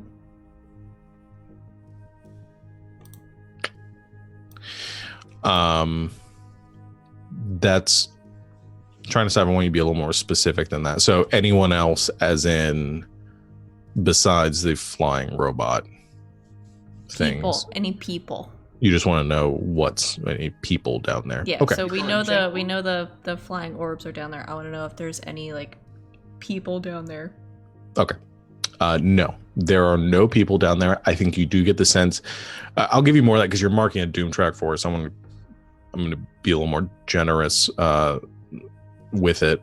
So you don't sense any living people down there. You do sense a lot of tech. And there is like a focus point to it underground and a couple blocks over where it seems like big glowing mass of something down there. There's something big. There's something very energy, but not human energy. Yeah. Okay. I'll make a mental note of that. Share that with my team. Okay. Good to know. Yeah. The only thing I can think of before we head in there, the last couple of things we've gotten up to, we've been kind of flat-footed. Maybe we should, I don't know, does someone feel like they should take point on this? We lead the way? Yeah, act as team captain right now, at least until Hector shows up. I mean, I did see the whole area. I kind of know what it all layout is. Yeah, so you're probably... you know where we're going, so... Mm-hmm. All right. You super got this, Gentry. Don't worry about it. Yeah. Gentry's like evergreen leaves kind of like bloom, like blush a little bit. Oh. Okay, so since we're prompting this, whether or not there's a dangerous foe down there, let's go ahead and do our team mechanic thing since you guys are announcing leader. So when you enter battle against a dangerous foe as a team, you add 2 teams to the pool, so we'll go and bump the pool up to 3. If the leader has influence over every teammate, do you have influence over it? Nope. If everyone has the same purpose in the fight, I think you do. Yep. Yeah. Go find this Same. bomb. So Stop add the a team. bombs! That'll go up to 4. Mhm. If any team member mistrusts the leader or the team, remove a team. Does anyone mistrust the team or the leader? I don't. Of the current iteration of the team, no. Out of I'm the fine. out of the people that are here, we all trust each other. I don't know who you guys wouldn't trust that isn't in the group right now. Well, is it that I missed the last part of what you said? Is it that we don't trust each other or that we don't trust the leader? Either. Oh, either. Okay. Yeah. No. Okay. And then if your team is ill prepared or off balance, I mean, I think you guys you're taking the time here to get on balance. We can interpret that as the situation goes. For right now, I will not Yep. mark a detriment or not remove a team at this point. So Yep. we'll say 4 team, and if we feel like you guys are off balance for a fight, we will Revisit it. assess. Yes. Okay. Okay. So we're going down like into a tunnel. Let's like legit like a subway tunnel, right? Yes. Like, Mhm. can I, as we go down, like following Gentry's lead, and like as we're going, like follow behind them and try to like. The best word I have for this is like echolocation, but that's not a good example of it unless you've seen that like terrible Daredevil movie that everyone pretends doesn't exist. But can I try to like try to psychically project like out a little bit like in front of us to sense anything that's coming our way? Okay. So I don't want something to get the drop on us is really what I'm saying. using your Affleckian powers, trademark. Yes. You're gonna sense. I'll say. So I would. I'm trying to decide whether you want. I'll give you 2 things. So we can either do a unleash your powers, in which case is going to give you sort of like that sensor. So if something comes towards you, it'll be that immediate effect if you succeed on the roll. So it has like one effect, and we'll decide how stable that effect is. Or you can do an assess the situation, and you can ask some specific questions about the things that are coming up. I would like to lean into unleash your powers. Okay, that's fine. And that's why I was thinking it sounded more like anyway. So go ahead and roll to unleash your powers. Okay. 12. Jeebus. Okay. So many. Yeah, you succeed on it, and you don't have to worry about any of the downsides. So here's what happens then. So you do it. So you construct kind of like a loose barrier ahead of you, and are using your psychic projections to sort of create a like a detection radius around you for if something begins to approach. Correct? Is that what I'm interpreting? Okay. Yeah, I was imagining it as kind of like pulses of energy, kind of sensing whatever's Kind of radar? yeah, kind of like Here's radar. what I'm thinking. So you're using Brain your radar. psychic construct, and I think you construct like a little kind of screen in front of you, kind of like alien isolation, like a little yeah. a little device kind of in front of you. I've run 2 games in a row now that have required the use of Yep. this. How many times can we device. reference that game? Yeah. Yeah.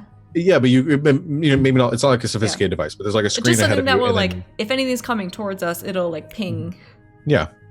So you're creating like sending out this constant like pulse of energy in front of you that'll like radar kind of reverberate back and ping anything. Okay, cool. So with this kind of pink aura kind of pulsating off from Olivia, the 4 of you begin to descend down to the tunnels. And Gentry, you're using your navigation. So you head down the steps, and there's like a subway platform there. The rails, and there's some like barriers that you easily just sort of hop over at the bottom, and it's very dark down here, so the light is definitely helping that Olivia is giving off.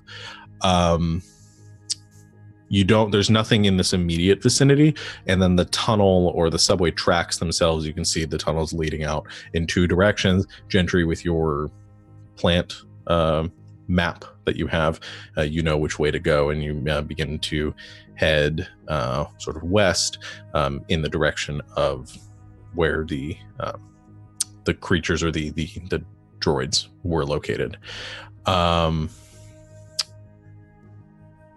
So I think what happens is you guys are making down this tunnel, it's very quiet, very spooky, and then I think you notice a couple of things. There are the walls in this tunnel, as you get maybe like a couple hundred yards through it, there are portions of it that it looks like have been reinforced with like metal plating recently, a little more polished. Everything looks a little more structured. Looks like somebody has been sort of reinforcing this area down here. And then around that point, you, Olivia, get a ping, ping, ping, ping, ping, ping, as 3 objects are picked up by your radar. Okay. Moving in your direction. So I'm focusing a whole lot of energy on the radar, so I think I will kind of point out to Ian and Kiki, I guess, who are right around me, like where I'm sensing things. I would like to use one of my moves. Okay. Called Game Face.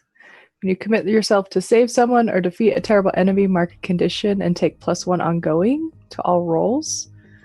So could I say that we're trying to save the city? Yeah, no, you're putting your game face on Okay. and kind of getting yourself pumped up. So what condition are you marking? I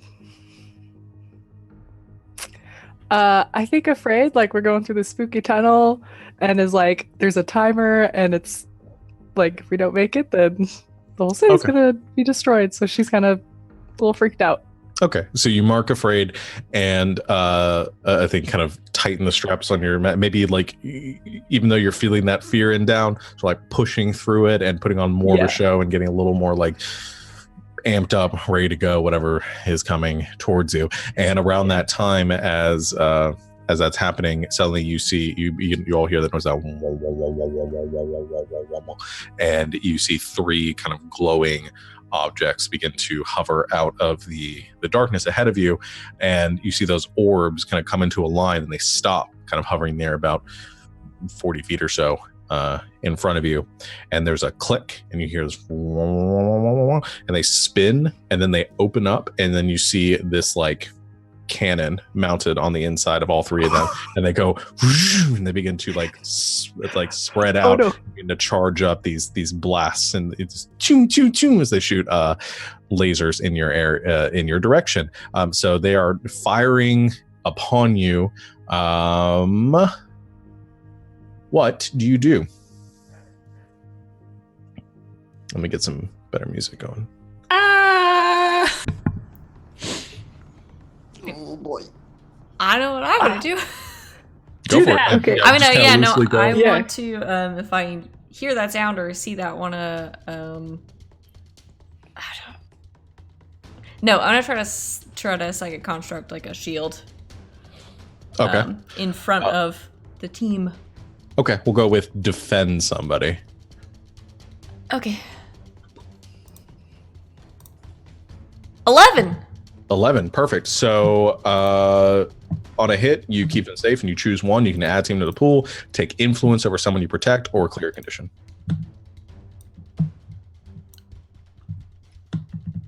Oh no, that's hard. I'll add a team to the pool. Okay. So add one more team to the pool as the lasers shoot out in your direction. Suddenly, there that pulse, that last pulse of this this energy, this violet energy that's coming off from Olivia suddenly solidifies, and the 3 lasers all scatter off of this, and the barrier breaks in that moment, but has deflected all 3 bolts as the droids begin to charge up for another volley of shots. Rest of you, what are you doing? And I go to whoever's around me. Okay, your turn. Okay, you said the walls around us are like reinforced with like metal and stuff? Yeah, so there are some parts So, of like, it that are still stone and kind of cracked, but it looks like where the cracks were really bad and the tunnel was in threat of collapsing, they have been reinforced with like metal plating. Okay. So I was thinking maybe going up to like where it's sort of like more broken and touching it and changing it into I want it to like break, like part of it to break and like collapse maybe on top of them. Okay, so you're trying to collapse some of the tunnel on top of one or a few Yeah. of the droids there. All right. Yes. So I think I'm going. Maybe causing like a crack, like turning it into like water and then ice and then having it break. And Yeah, I'm going to count this as a directly engaged threat because you are trying to actively do damage against the. okay, enemy. great. Good thing I'm afraid and I have a -2 to that. But I get a +1. So you get a +1, so you only have a -1. -1. Okay, and directly engage. Okay, that's just a flat.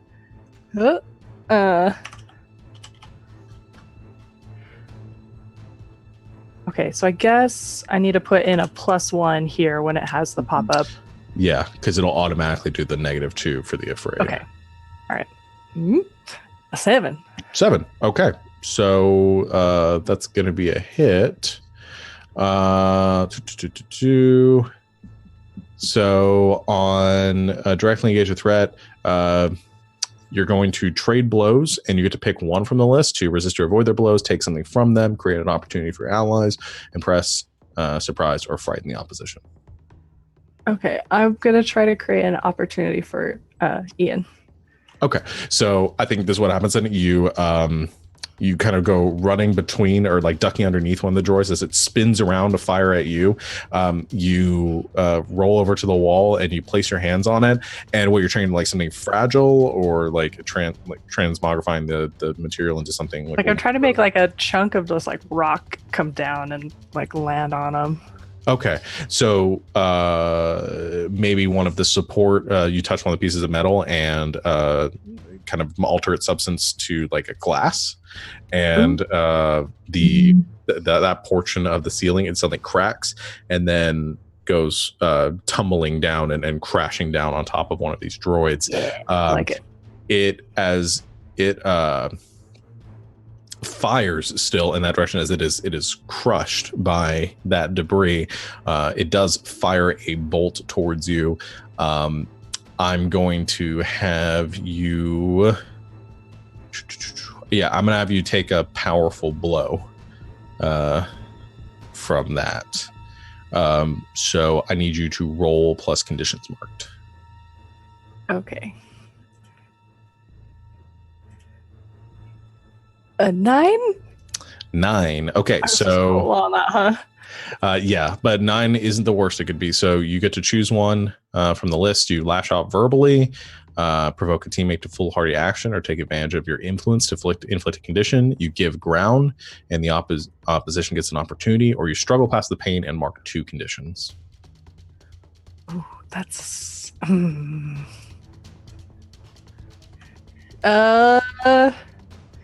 well, she was creating the opening for Ian, so I guess she's gonna provoke Ian.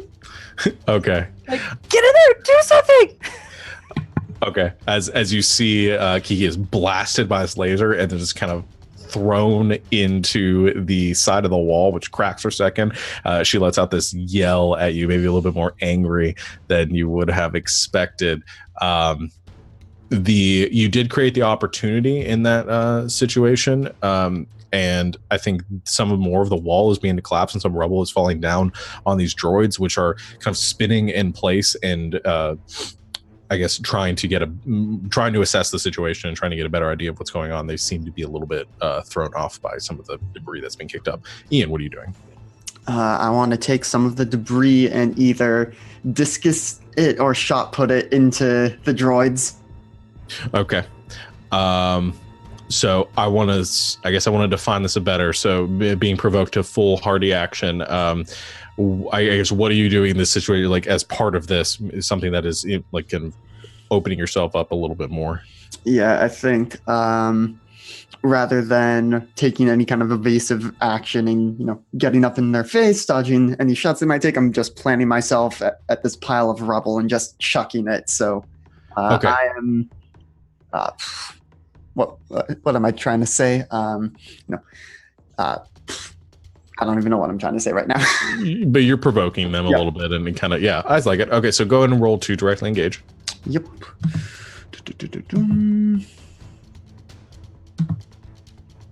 That's a 9. 9. Okay, so directly engage you. So you get to pick one off the list. Yep.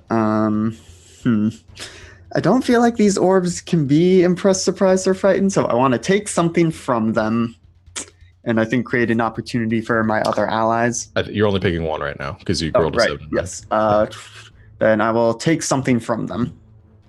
Okay, so you take one of the you take this piece of rock off the ground and you like you say you shock put it towards one of these droids as you're stepping up. Both of them they spin in place and those lasers charge up and fire in your direction at the same time.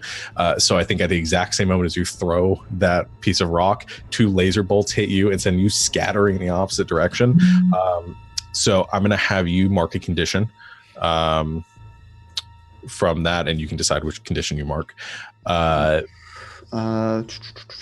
Think guilty, because it's kind of like, oops, I probably should have done something before Kiki got hit.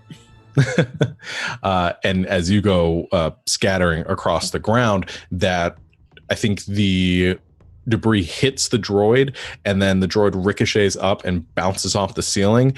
And I think there's a scattering of dust in the air, and it is disrupting their sort of visual sensors as they're spinning wildly in place, trying to lock onto another target. So you have effectively taken their vision from them in this moment. Sure. I guess the only person who hasn't gone is Gentry. So what is Gentry doing? I'm gonna try and crush one. So in like a improvised, not quite bling shot, I'm gonna turn one of my arms into like rubber tree wrapped bamboo, like super flexible, and then turn like and grow some like ironwood, like basically making my arm into a giant plant. What are those called? Mace? Morningstar, essentially. I'm just gonna fling my arm, just try and like freaking smash it into the ground. Okay. So yeah, go roll to engage. I will. I think that's plus danger, right? Okay. Woo! 11. 11. Okay. So you get to pick 2 from that list. Yes. Okay. I don't see destroy it as one of my options. No, I pretty much I interpret when that happens, which I think you're definitely going to destroy one, if not both of them. Excellent. Depending on what you choose. So I would like an opportunity to be created, and I'd like to resist and or avoid their blows because I am wood and I don't want to get lasered. That's fair. So they're spinning in place. They're not able to lock onto a target, and then suddenly, as the debris kind of fades a bit, they just notice at the last second as this massive chunk of wood comes crashing down, solidly hitting one of them, and then just crunching it into the ground like a tin can. One of it, the other one fires off a laser, but I think you maybe throw up like this wooden shield, kind of Legend of Zelda style, in front of you, which is obliterated by the shot, but your body avoids taking any damage. So there's one left of these lasers, and I think it is charging up. Ian is still right in its position, so it begins to charge up an attack to fire another overpowered laser in Ian's direction. I guess I'll go back to Olivia. What are you doing? I want to try to reverse what I did before and create a shield, but a very small one, and try to envelop the little droid in it. Okay. So I think for this, I'll have you roll to, I think, unleash your powers, because it's more like you're trying to contain it than you're directly trying to defend. Yeah, I guess, how are you interpret this? Are you trying to No, defend that's great. Ian? Yeah, unleash your powers. I like that stat specifically. Well, here's what I'll say. If you choose to defend, you will definitely, if you succeed, you will definitely keep Ian from being lasered in this moment. If you choose to unleash your powers, if you succeed, you will contain it, but you won't be able to, you won't necessarily defend Ian.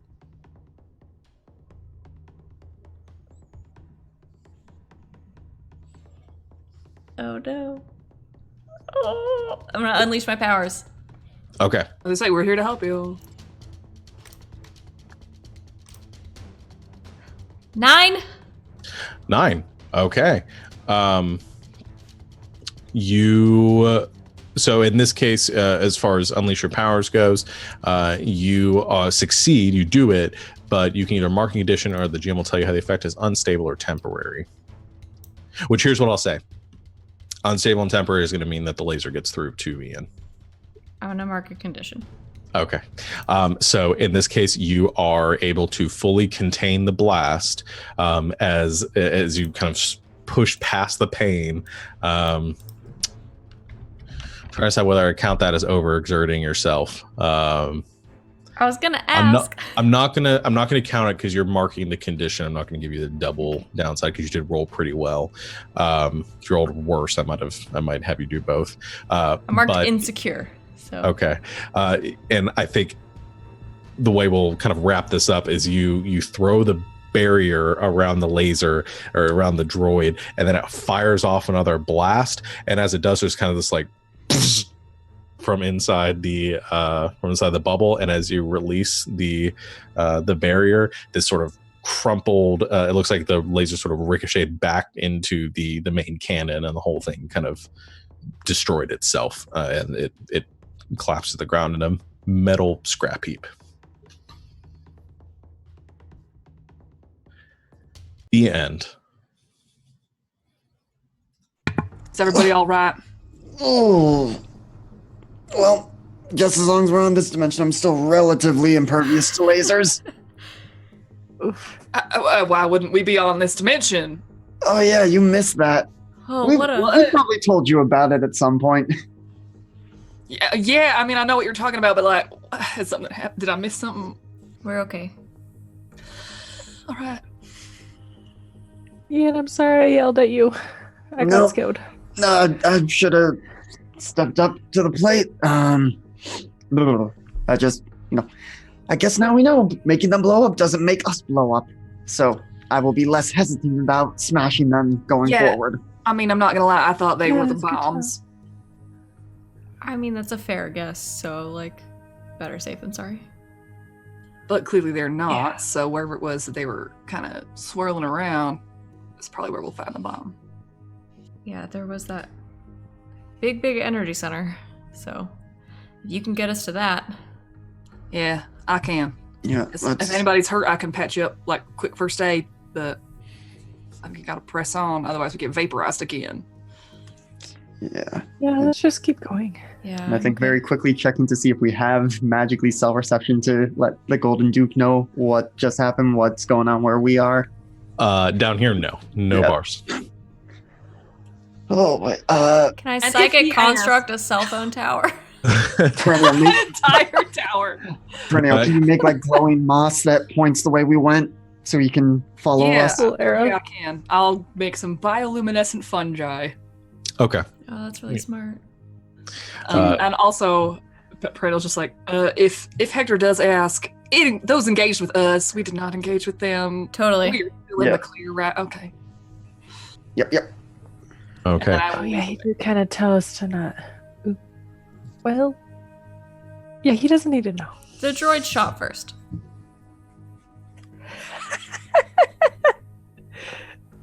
Yep. Okay, so you dust yourselves off and continue sneaking down this tunnel. Not too much farther from where you're at, The wall of the tunnel appears to be broken through. And there is sort of an artificial or a newly constructed passageway that offshoots from the main subway tunnel. This passageway is entirely constructed of metal. It's just this metal sort of tube that forks off to the right.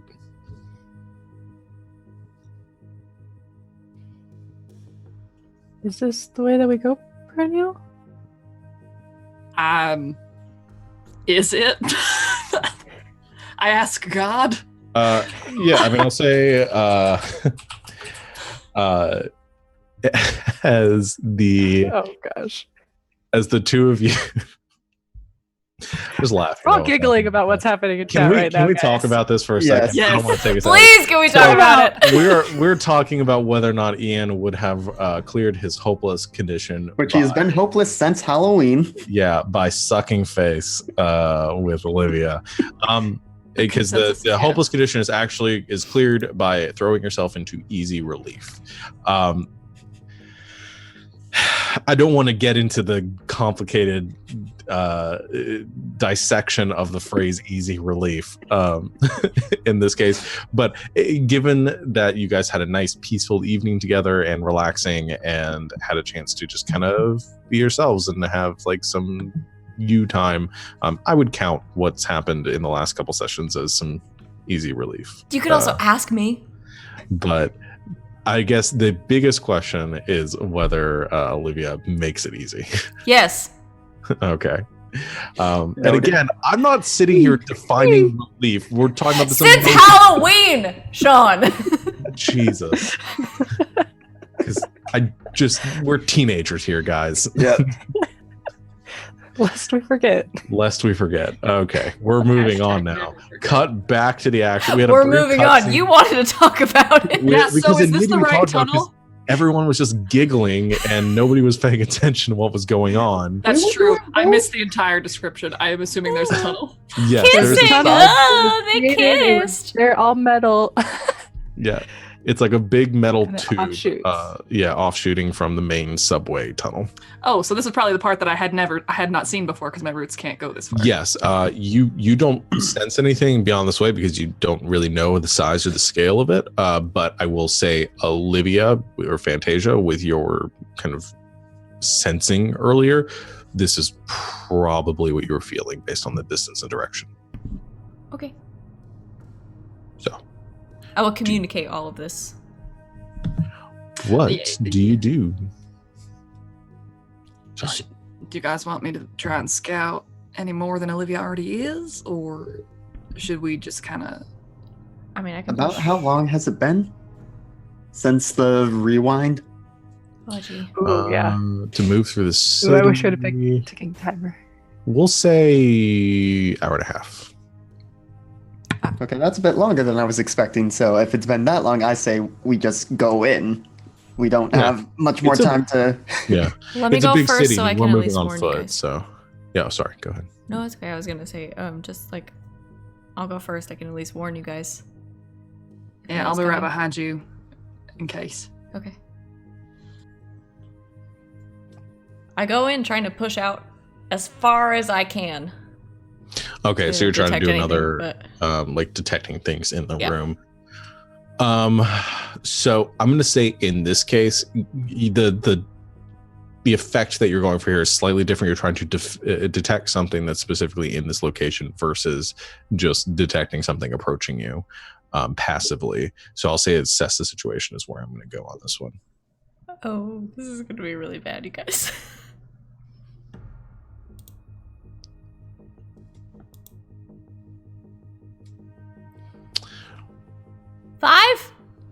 Five. Okay, you do mark potential. Yay! I was really hoping at worst it would be a 6 so we could help. But it's fine. I have a total of -3 to that particular thing. Shouldn't it max out at -2?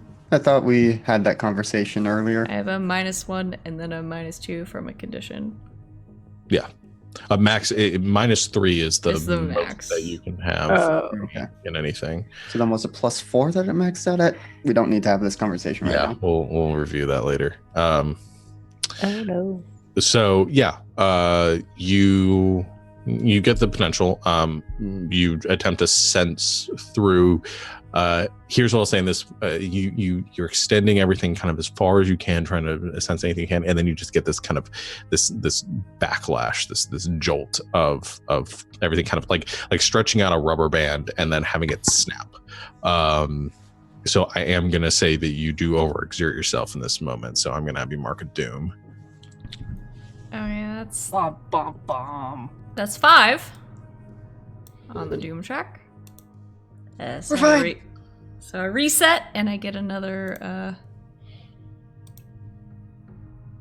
You level up. No, Yeah, it's sort of the opposite of that. I take a doom sign. Yeah, and but then it's good, right? how many more of those do you get? I have 2 more doom signs, and then my doom comes. Okay, so 3 more round. Yeah, trips around three that rounds track. total. Yeah. Halfway there. Whoa. Okay. Those can be cleared later on, though, but we'll get to that. We don't need to talk about that right now. But you do feel that sort of backlash. And I think you feel this surge in your power and this general sort of atrophy to everything else. I think there's a little bit of a visible ramification to that. Ian would go and physically support her as much as she needs. Did you get anything, Fantasia? No. I'm assuming we're still walking. I kind of assumed you guys had stopped at the entrance of this tunnel while she was trying to sense. Oh. So she didn't get anything, so you guys can move in if you want. Yeah. I think Perennial would take that as like, no, I didn't get anything, as in like, there's nothing. Okay. So Perennial takes that. So Perennial starts walking. Okay. You head kind of shimming down this tunnel, which only goes for about 20, probably a little bit longer than that, probably like 30 or 40 feet. And it opens up, and you step through an archway into a large dome. And everything in here, it's probably about 30 feet high, 40 feet across or so. And everything here is this smooth, grayish, silverish metal, covering every inch of this interior of this dome. And there are some square like screens along the wall, 5 of them in a row on the far side of the room. And then in the center of this room, there is sort of like an obelisk, but rather than being made of rock, it is made of metal and wires. And there is a glowing orb situated at the center of this obelisk, glowing this intense sort of white light. And there is above it what is probably a timer. There's this like red circle and a number of tick marks around the circle, and it's about halfway. And then as you step in, there's like 1 ticks down. But it's a very sophisticated looking device. Well, we could really use Lucas right now, huh? Yeah, I'm not a Hurt Locker kind of guy. And I imagine this is not the kind of thing we just want to smash up. And as you all step in, shh, Of course. the entrance behind you, the metal itself almost seems to like it slides and closes off the only entrance. I think before really anything else, Ian immediately turns and tries to break it back open. Okay. So you turn around and you punch as hard as you can into the metal.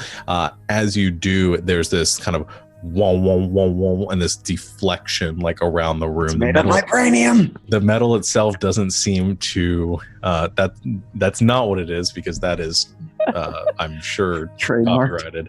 But it is a vibrating like metal that seems to almost absorb the impact of your strike, and it does not give in any way. Oh, I don't like this. And as this happens, the timer on the what you presume to be the bomb flashes for a second and kind of ding, and then just turns green. The whole circle of it, and the screens on the far side of the room kind of crackle for a second, and then doosh, doosh, doosh, doosh. They turn on, but there's still like a black screen there. And then you hear a voice projected from speakers or something around you. It says, "I finally found you. Welcome, Vigilantes. I've been hoping to speak for some time now. My name is Zeitgeist. Or that's what you can call me anyway. I wouldn't recommend punching the wall any further. It's a special synthetic polymer that has been, well, I borrowed from a time, well, none of you will see, but has played a great role in the events of today.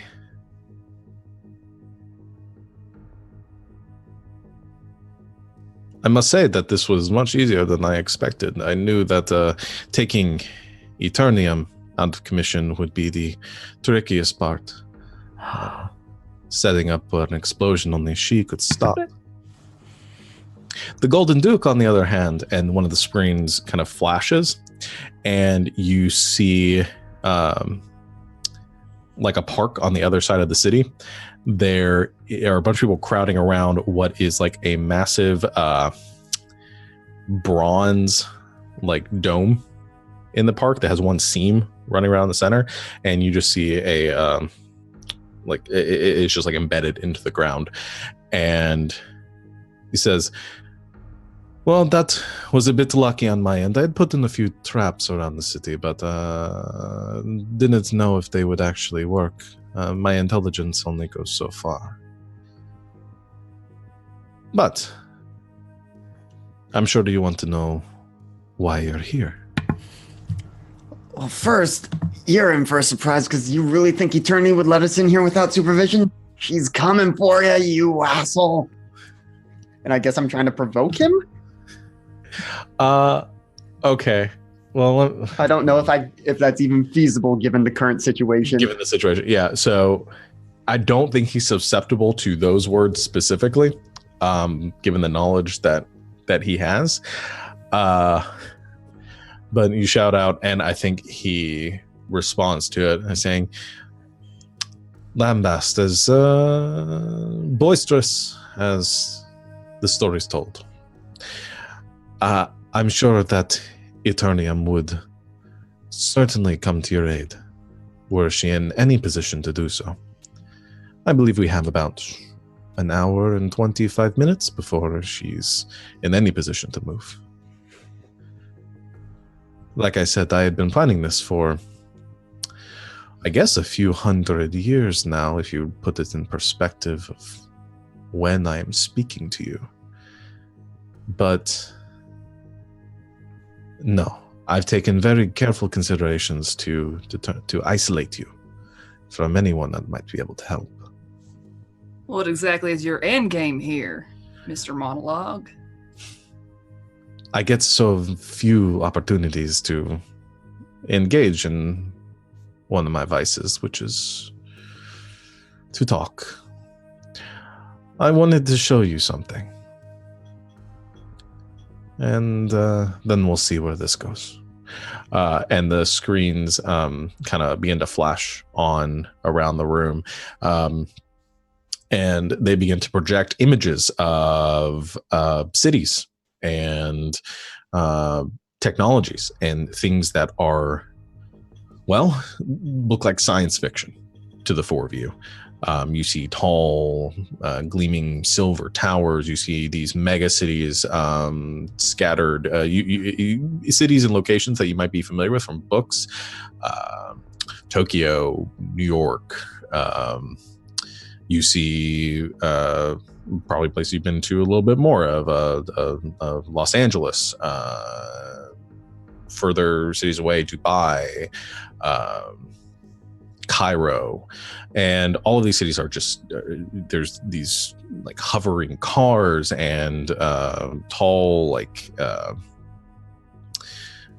monoliths projecting these like energy fields, and just again kind of what you'd expect from like this sci-fi type city. And then you see spacecraft, individually piloted vehicles like soaring up into like the stratosphere and then out. And again, it's I think most of you would, given the situation, if you didn't find yourself in the situation you're in right now, probably would assume it's some sort of very well produced sci-fi movie. Zeitgeist says, I wouldn't imagine that eternity has relayed everything to you. Probably some sort of excuse for not wanting to disrupt the space-time continuum or something like that. Do you know who it is that you are working for right now, who's training you, and the sort of devastation that you will cause in the future? Somehow I doubt that it's going to be any worse than you nuking the city.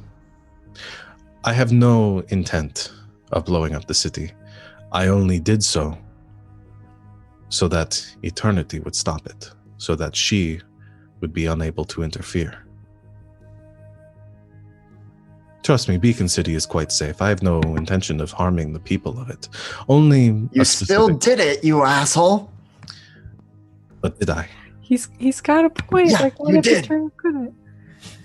I think the nice man is trying to explain a thing to us. We should let him have his vanity. I mean, is it a man? We haven't seen anybody yet. That is fair. I think at this point I'll let you roll provoke somebody, Ian. Okay, let's see. What is that again? Superior. Come on. Go, King, go. Guys. Oh, dear. Oh, dear. Oh, dear. It literally says, oh dear. Yeah.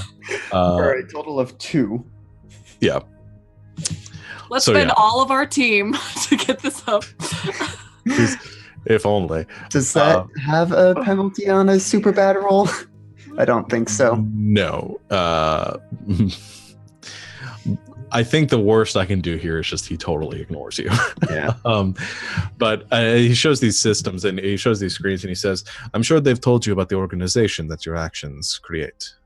Wonder, as they call themselves in my time.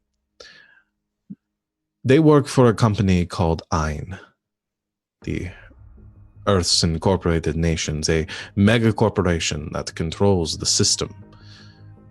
Not just Earth, but all the planets that are currently colonized. They don't show you this, and they show screens flash, and you see images depicting poverty, of rioting, violence. And he continues, he says, they don't show you the devastation that their employers cause, this disparity of the quality of life between those with power and those without. And Ein hires superhumans, much like yourselves in the future, of which there are many, many more of, as watchdogs to keep the peace, as they say. I'm seeking, in my organization, which I'm sure they've mentioned to you already, seeking to prevent these technologies from falling into Ein hands. My purpose here is to alter things, to give a nudge in the right direction, help people that didn't have help where I come from, and hopefully to prevent this from happening again.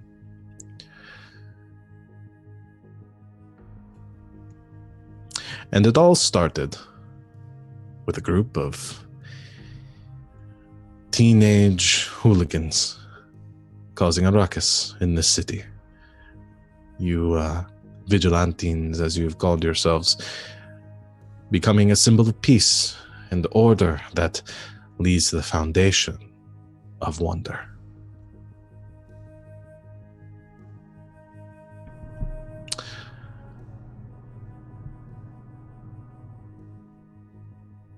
There's a pause in case anybody wants to say anything. I mean, what I'm hearing is that you're so bad at your job that you had to go back in time multiple times to try to fix it, but... And you had to nuke a city to get it done? I'm not gonna let that one go. You nuked a city. Ian, we know. Again, I'm not going to try to explain the complexities of this plan to a child, but I will say that everything that I'm already 18. Ian! Everything that we are doing is for the greater good. But you weren't good enough to do it the first time. Unfortunately, Or the second time.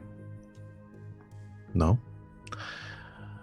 The odds were stacked against us already. We don't have the resources that Ein does, but I don't see this as a do-over, but leveling the playing field. For who? For us? And what makes you so special? Well, we're the heroes of this little story. Or we will be once the dust settles. Once you go back in time 3, 4, or 5 more times to make it how you want it to be? Doesn't sound super great to me.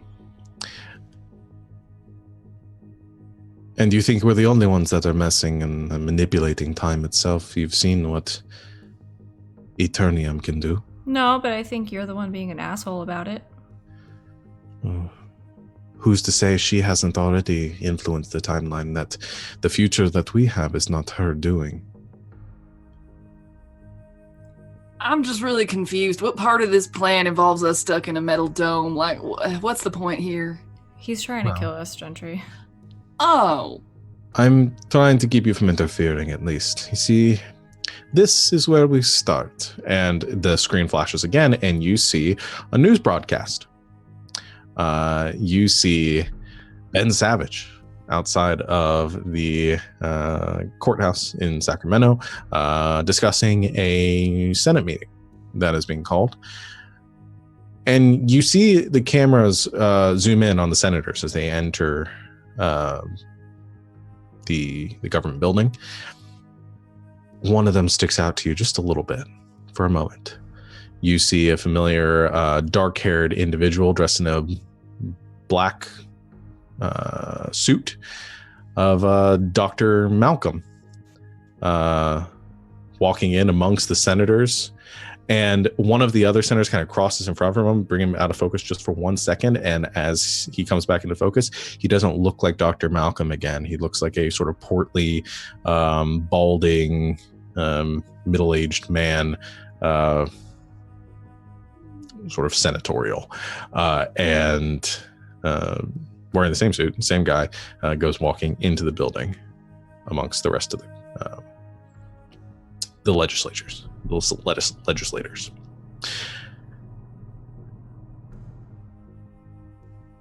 Says, I've set things in motion. Was that little movie supposed to convince us of something, or? No, I just wanted you to know. You see, I don't plan on you, hopefully, being alive to see any of this happen. I would make a dramatic gesture of asking you to join my side, but it seems simpler to kill you. I must say that even with my calculations on integrated theories on the space-time continuum and paradoxes, it will be interesting to see the effect that this may have in practice. I don't know if I can kill you, but I'm sure going to try. But on the off chance that you do live, some of you, all of you, I'm not sure, I wanted you to know what you're up against.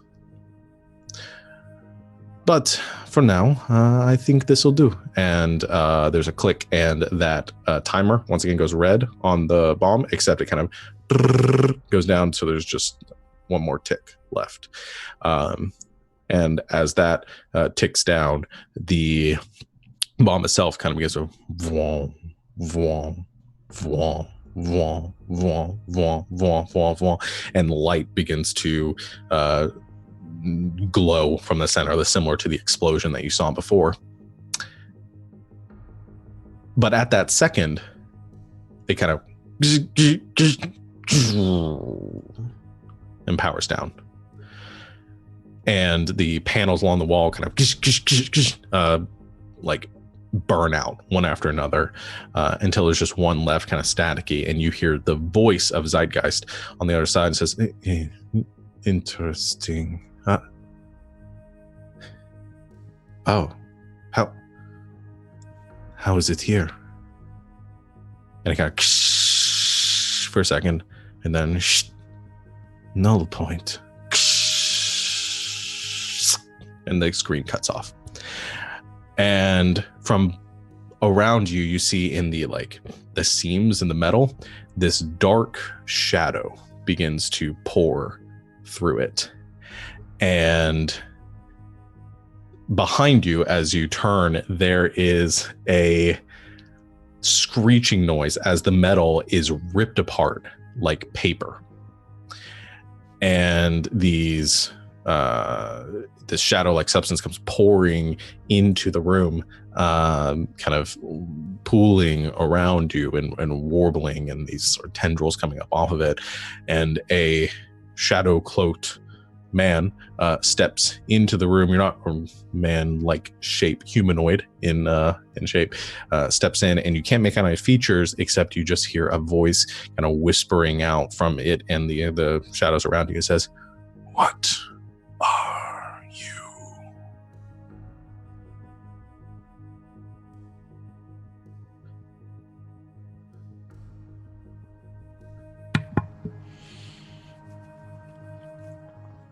Well, I guess you don't remember us from a couple months ago. Thanks for the assist there. The shadows continue to kind of pull around the room, like covering the sides of the walls, and one by one, you watch as these white eyes begin to sort of open across this black material. It just says, "What are you?"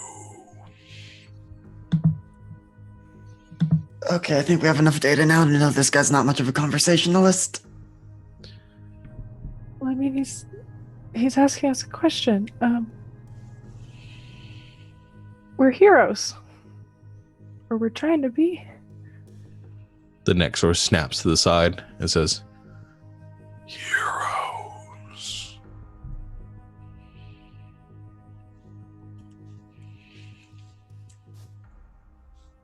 Yeah, we're good guys. We do what we can to save people. The shadows continue to kind of like creep up around you, like to your feet, as the substance begins to slowly like pool up to where you are standing and begin to kind of lap at your ankles.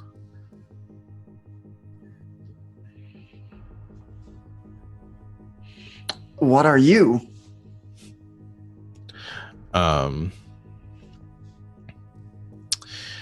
The head snaps again, and the tendrils sort of recede for just a second, as it almost seems to contemplate this question, and it just says, "We are nothing."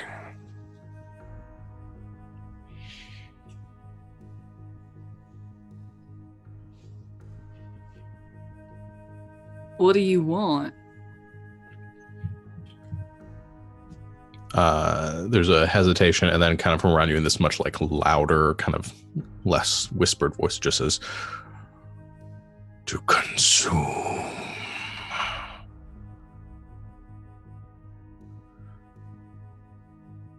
Kiki like grabs onto Gentry. It's like, ooh. Yeah, I was gonna say, just for context, with my mix of conditions right now, I think Olivia has like frozen.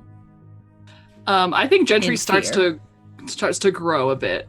Like once Kiki, like seeing Olivia frozen, when Kiki grabs on, Kiki's perennial starts to like grow to like match in size this thing and like start to try and become like grow some roots out in that darkness and start sprouting some like bioluminescent stuff, like just like match them toe to toe, basically. As soon as you do that, every eye and every tendril sort of snaps onto you in that moment, and then you just hear a word whispered, like echoing around the room, and just says, "Power, kill," and then the shadows themselves, screeching, begin to just they pierce out from the room straight towards Gentry. I'm gonna go full Groot and make sure that I'm the only that they're behind me, and if I get hit, that no one else is gonna get hit. Yeah. I'm actually going to, at that visual with you kind of creating this bulwark and all these shadows lashing out towards you, I'm going to end our session right there.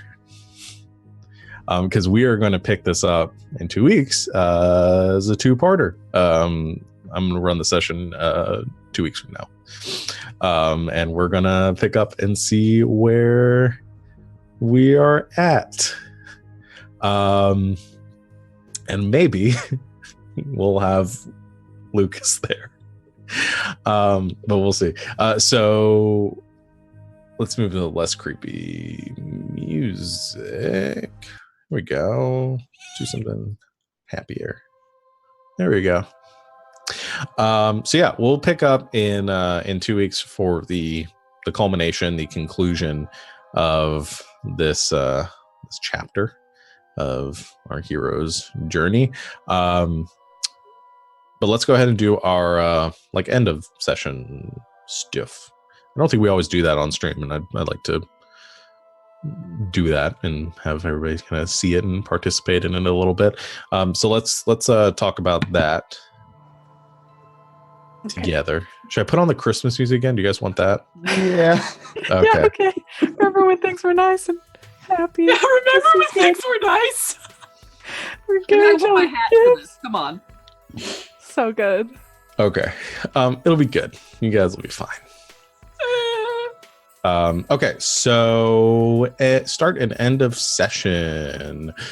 At the end of every session, you choose one. You can choose to glow closer to the team. That's me. To grow closer to the team, to grow into your own image of yourself, or to grow away from the team. I'll just start where I started at the beginning of the session with Lambast.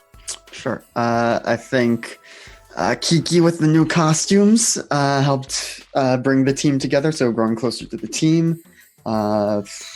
Let's see. Give that. Yes. So, right, the words are right in front of you, Alex. So, Kiki, if you don't already have influence over me, you now do, and if you do, you get to shift my labels. I did not, so I'll put in there that I have influence now. Okay. Yep. And then, do I want to clear condition? No. I'll mark potential rather than clear my guilty condition. Okay. I should pick who goes next. Olivia. Okay. I'm gonna grow closer to the team. Okay. And I am going to give influence to Gentry.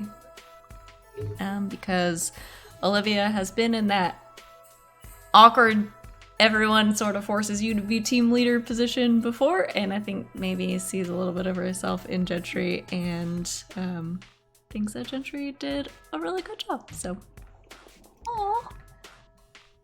Okay. Okay. And then I'm also going to mark potential and level up.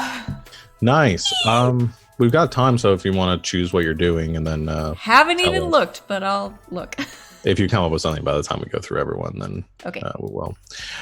Okay, so Facet. Okay. I think keep it on theme. Also growing closer to the team. I mean, like, she felt real real good about making those costumes for everybody, but was glad that Gentry helped her out. So so giving her influence.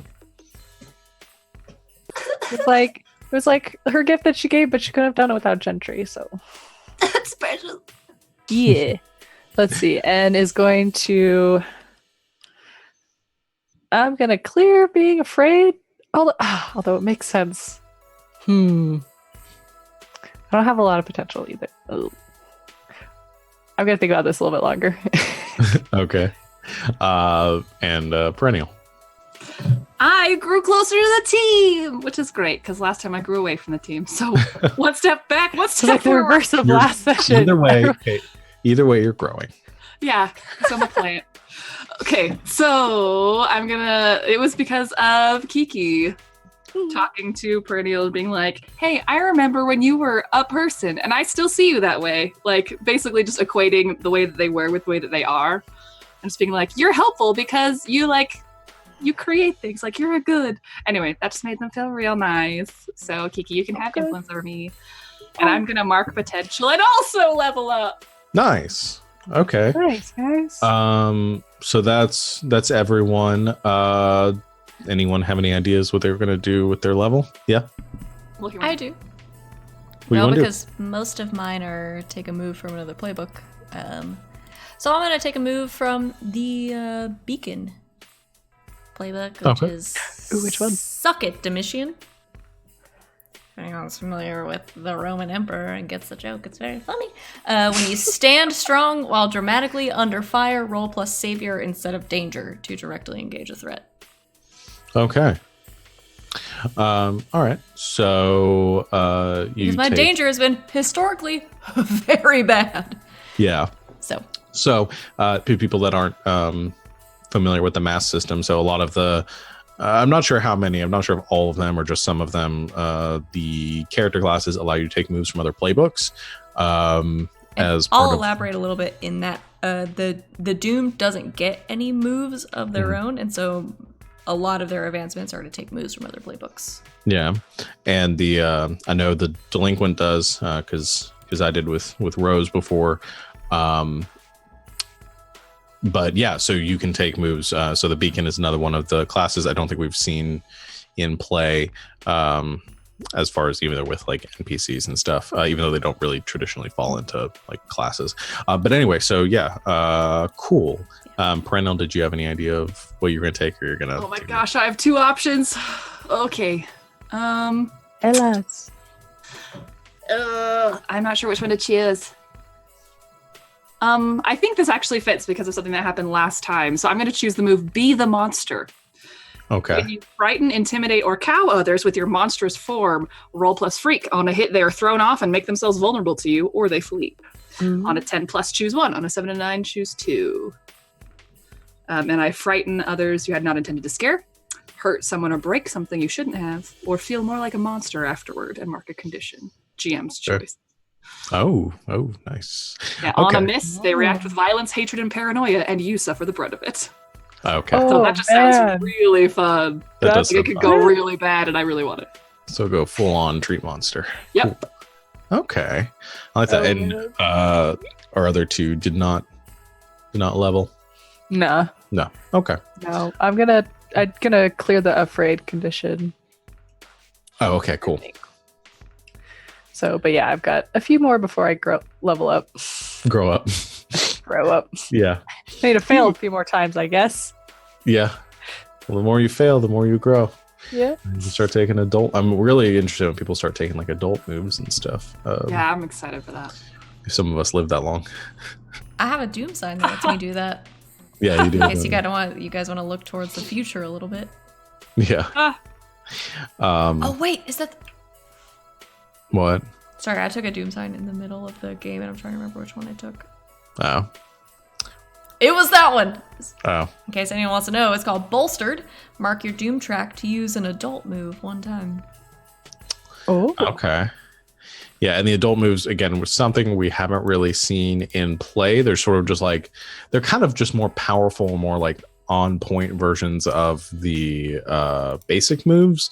There's ones like wield your powers, or overwhelm a vulnerable foe and That's stuff my like favorite that. one. So basically they're moves that you can do to more definitively act like more like a superhero, unless like a superhero in training. Overwhelm one is pretty cool. It's like, again, it's a lot similar to the directly engage a threat, except on a hit the fight's over, they're done. You're able to like just fully like end a conflict. But the downside of it is like taking a powerful blow, you hurt the foe more than you intended, or you cause serious collateral damage. So just that sort of like superhero finisher move. But yeah, cool. Well, I think that's going to end it for us tonight. I like to sometimes end things a little bit sooner, especially if we're doing the two-parter, end things a little bit sooner and give you guys kind of a look behind the curtains. We will be back in, I'm going to sneeze. Hold on. Nope, I'm good. You're blessed. Yeah. We're going to be back in 2 weeks, which, just looking at the calendar, that's going to be the 10th of January 2019. A whole new year. Yeah, we'll see you in a year. We will, like I said, we'll continue. I'm gonna decided beforehand, talking with my co-GM, that I'm just gonna make this a two-parter, and so we will hopefully have the whole crew here, but we will continue our adventure in Wonderworld Origins. Between now and then, check out some other fun stuff we've got going on. Like I said, Lords of Misrule this Saturday at 5 p.m. Eastern time. So a little bit later than we normally start, but it's well worth the wait. Have a fun-filled session of not so many dungeons, but plenty of dragons. Dragons. We will then, like I mentioned before, we don't have Wild Space this Monday. We're taking an off week to prepare for our part 2 or season 2 of Wild Space, and we will have a new Cyberscape next Wednesday. So check that out. I'm trying to put those up at bright and early on Saturday morning. So check those out then. I don't have any announcements. Does anybody else have anything they want to say? Any thoughts they want to share? Dreams they want to mention? Happy winter holidays. Yeah. Yes. There are so many of them. There are so many. But happy all of them to you and yours.